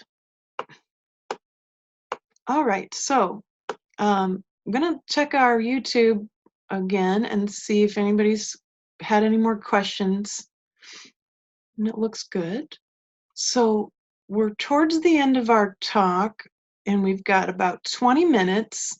Let's do our pillar of light. And I'm really excited about this because this is a precious place that we can put our intentions for human beings to be in harmony with each other and the earth again. So what we're doing is two things. I want you to visualize this with me, right? So obviously I'm doing some seeing right now because I got my eyes shut. But I want you to see two things with me. First, the original state humans came in. So when we came into our original state here on the earth, that's what we call Eden. It was a very purified state. Human beings did not have built up trauma in their DNA. They had full access to the source field. They were fully able to use their divine seeing, knowing, or seeing, feeling, and knowing. They could talk directly to the source field, right? They didn't have a whole bunch of genetic mutations that were causing illness. They didn't have rampant cancer. They didn't have messy frequencies, right?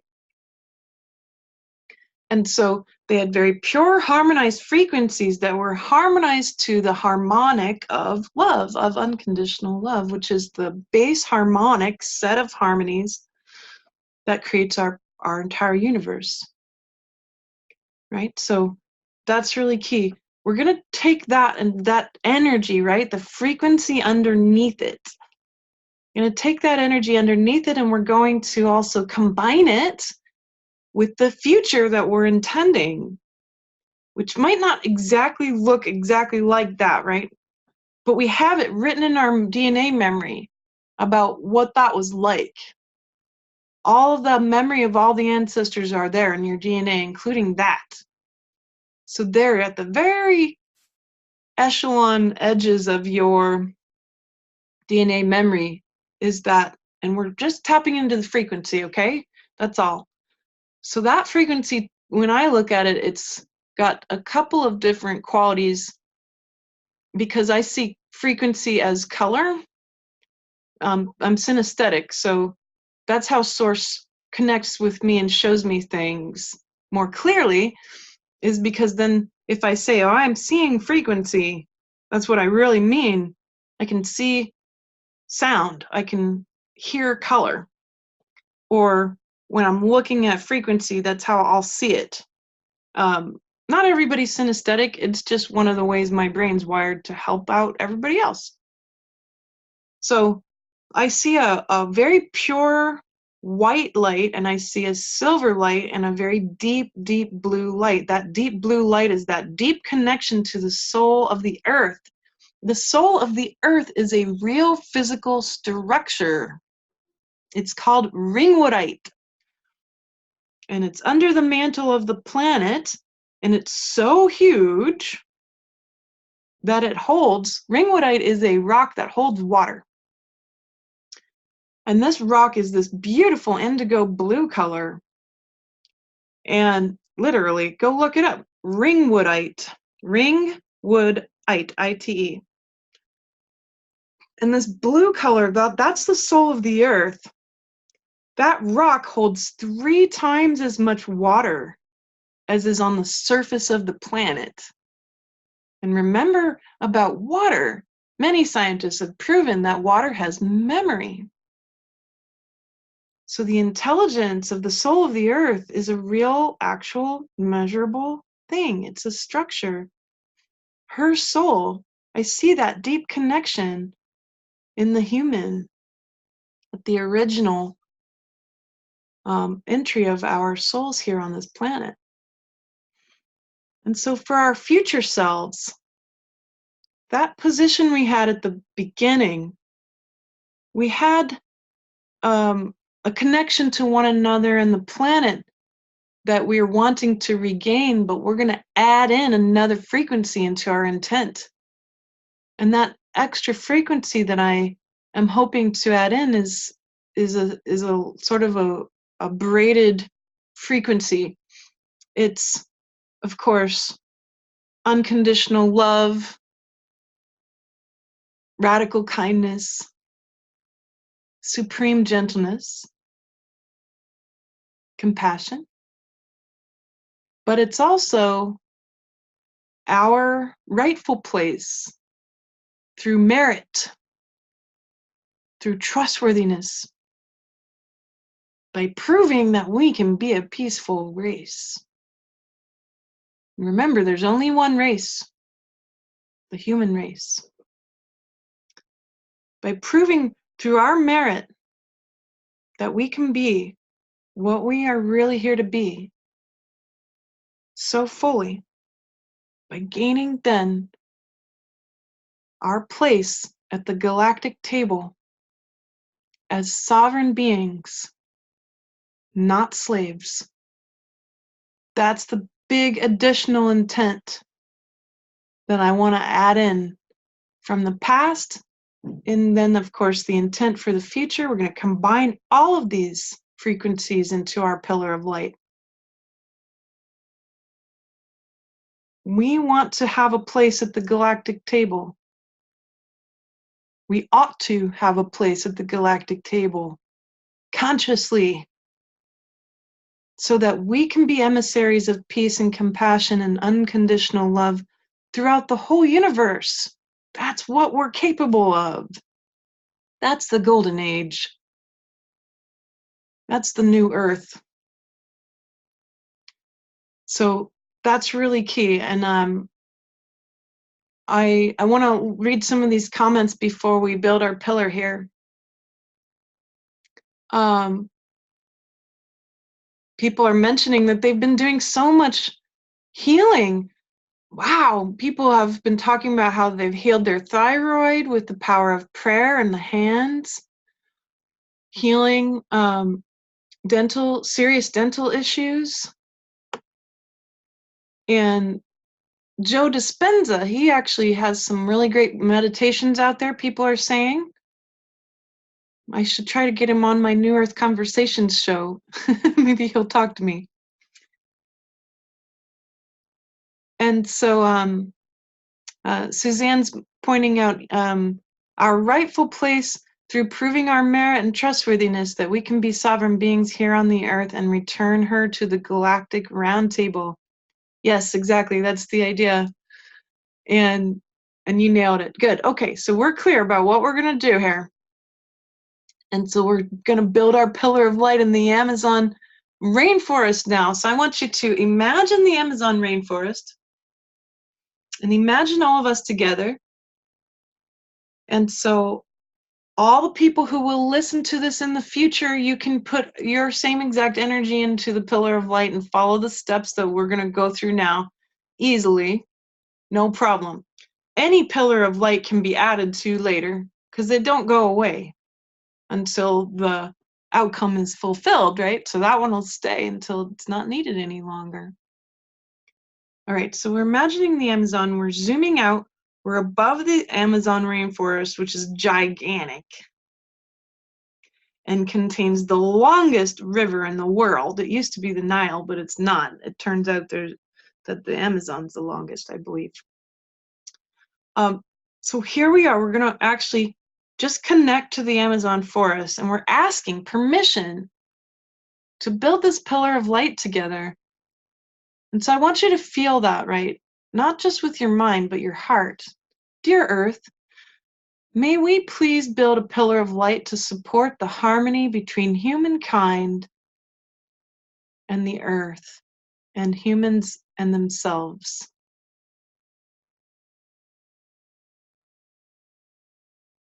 And I get this big open energy here. It almost feels like a plane of light opens up.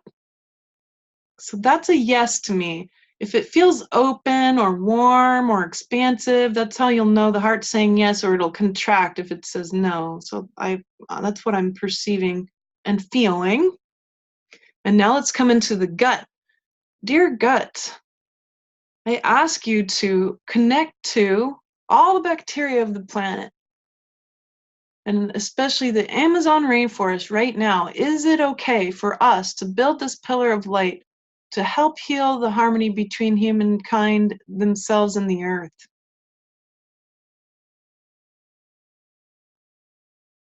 And again, all the any blockades or constriction drops away, and I feel an openness in the gut, a big expansive energy. So discerning through permission, I can psychically see it, I can feel it, and I know it in my gut. That's full body discernment for you. That's how I can say with an authoritative yes. Yes, let's do it. Okay. All right, so as we come together, just imagine ourselves in a big, huge, giant circle, however large we got to be to actually surround the entire Amazon rainforest. And we're going to ask that this pillar be built at the very heart, at the very center of the forest. And we're going to build our foundation first with the ancient wisdom of ancient humans, the ancient body, the ancient bacteria, the ancient connection that humans had to source and the earth and each other. That's what we're tapping into. It's that wavelengths, those wavelengths of the soul of the earth. We're going to ask her to put her energetic there too. We ask the earth now, with our whole bodies and spirits, to join us in building this pillar of light. Yeah, I got waves of energy coming up from the earth through my legs and feet. So that feels right to me, that's a yes. Okay. So we build a pillar of light by projecting particular qualities of light through each of our Dantian centers, the mind, heart, and gut. And so we're going to use the gut first as our grounding foundation. And so I want you to imagine those wavelengths of ancient wisdom, the pure white light connection to source, the silvery, beautiful, harmonized connection to each other, and that beautiful soul of the earth, indigo blue energy moving through our gut. And we ask for all of our intentions for that to be reclaimed in our realities now. We ask for that to be projected through our gut into the center of our pillar now through a deep breath.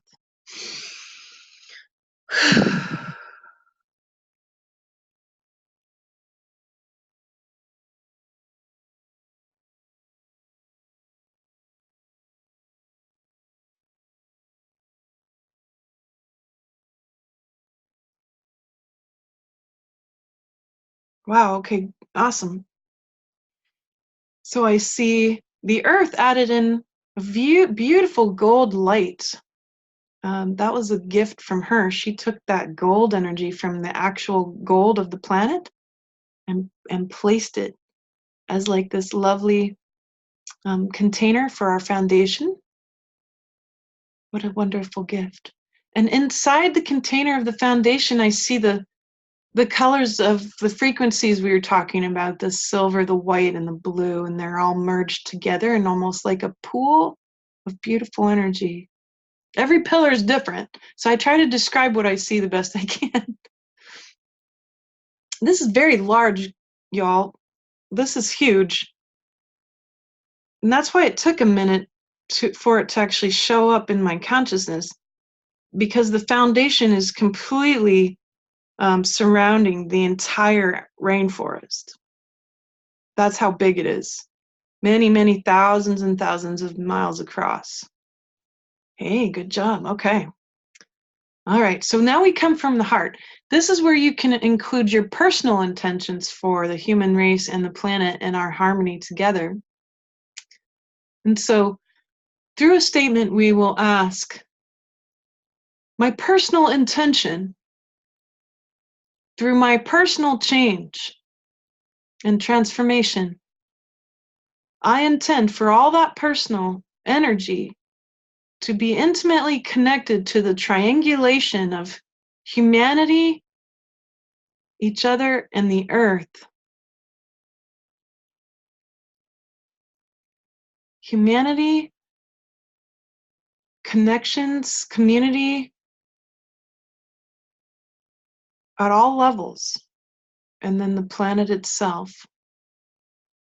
I intend for all my personal transformation to have a direct connection to those three pieces of my reality, of all of our reality. I also intend from my heart the energetics of unconditional love, compassion, radical kindness, supreme gentleness to emanate through me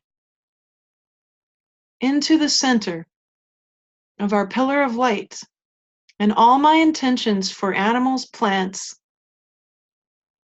healing, regeneration, long life, joy, the end of poverty, the end of separation, the end of fear and xenophobia, the end of subjugation, and any other intentions that are being asked to move through us. We ask all of that to come into the center of our pillar of light through a deep breath now.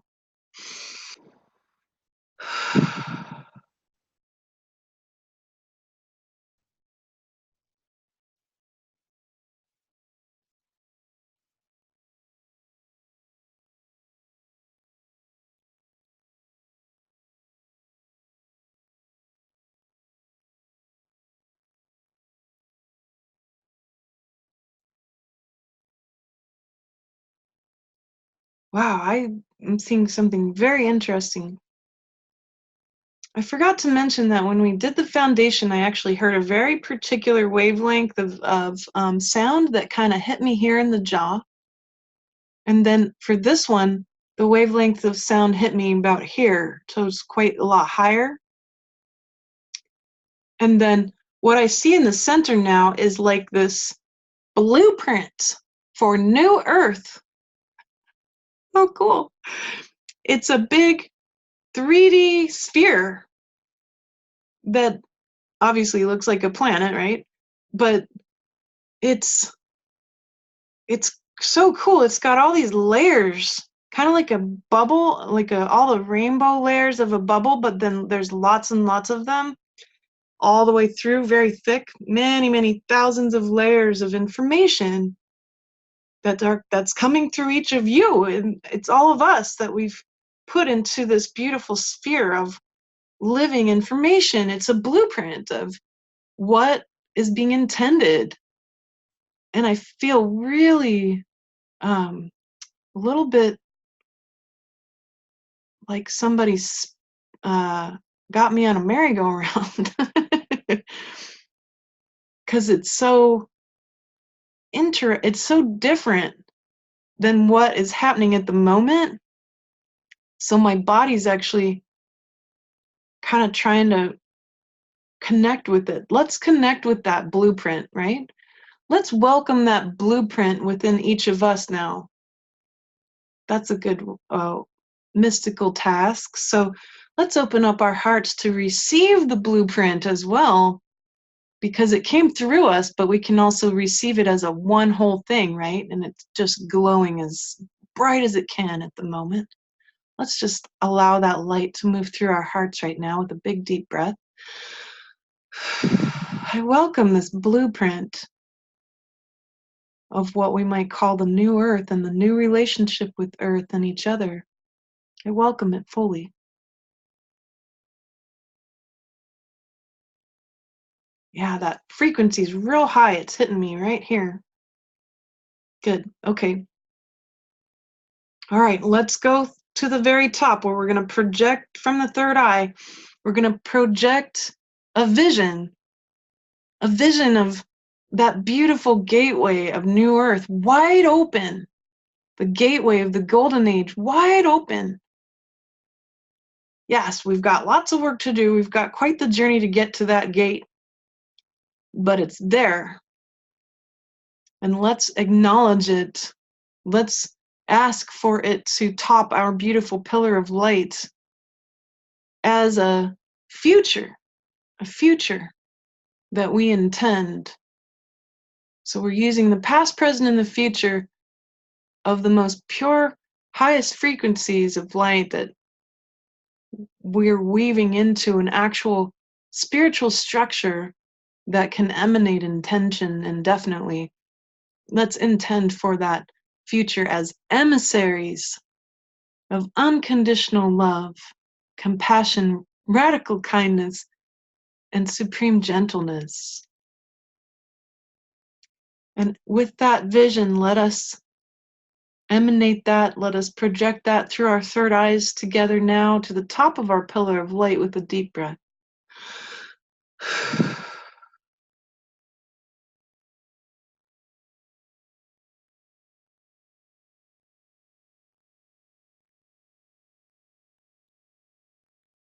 Wow. So I see another form, and this looks like a kind of like a diamond shape, right? But it's 3D. And with that 3D diamond shape, there's many facets. So many countless facets. And again, this one's very holographic, just like the other two structures. And this one's spinning, and it's spinning, let me see if I can, it's spinning counterclockwise. So that means it's drilling down into consciousness, which is good, right? We need this to drill down into all of humanity's consciousness. So that's what it will do. It'll drill down that future that we want, that timeline that we intend to create. And let's welcome that. I welcome this in my body and field.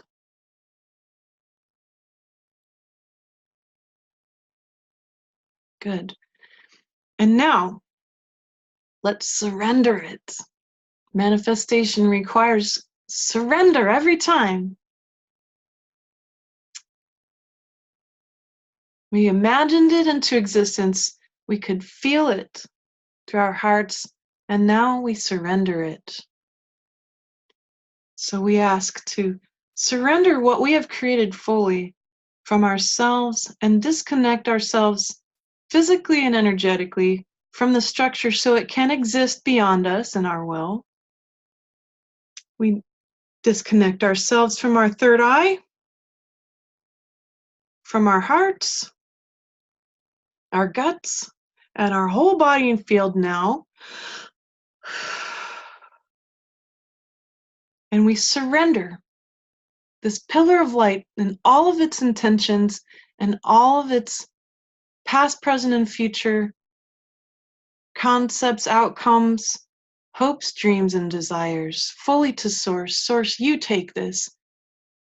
You take this and you allow the magic, the beauty of all of these things we've intended to move through every possible timeline, to move through every possible wavelength, even the ones we can't imagine. We trust, we surrender.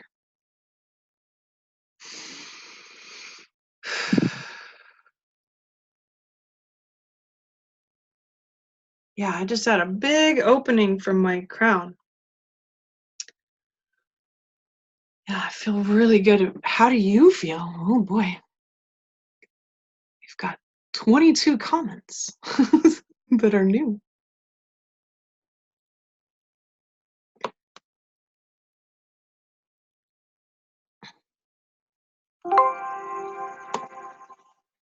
Yeah, so looks like a lot of really beautiful pieces have come through around how you've been feeling. And thank you, Suzanne. I do appreciate you recapping, especially for those who might not hear very well, right? They might be able to read the chat better. It's perfectly fine. Yeah, I think everyone's been feeling this opening happen. Wow, me too. Wow. I love building pillars of light. It can be very, very powerful. And I just am very glad to have that too. I'm vibrating and others are vibrating here. Big heart openings, feeling the pillar. Yay! We have some kids who got to help out building the pillar. Thank you. And namaste also to all of you around the perspectives that are going on. I honor yours. Thank you for hearing me. I appreciate that. We all have a beautiful window that we get to look out of as our personal experience, right? And then being able to honor one another's windows allows all of our windows to open even wider. And we honor that. And so let me check and make sure everybody's okay on our YouTube as well. And so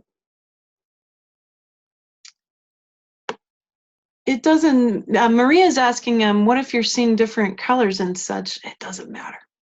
It's whatever your beautiful spirit needs to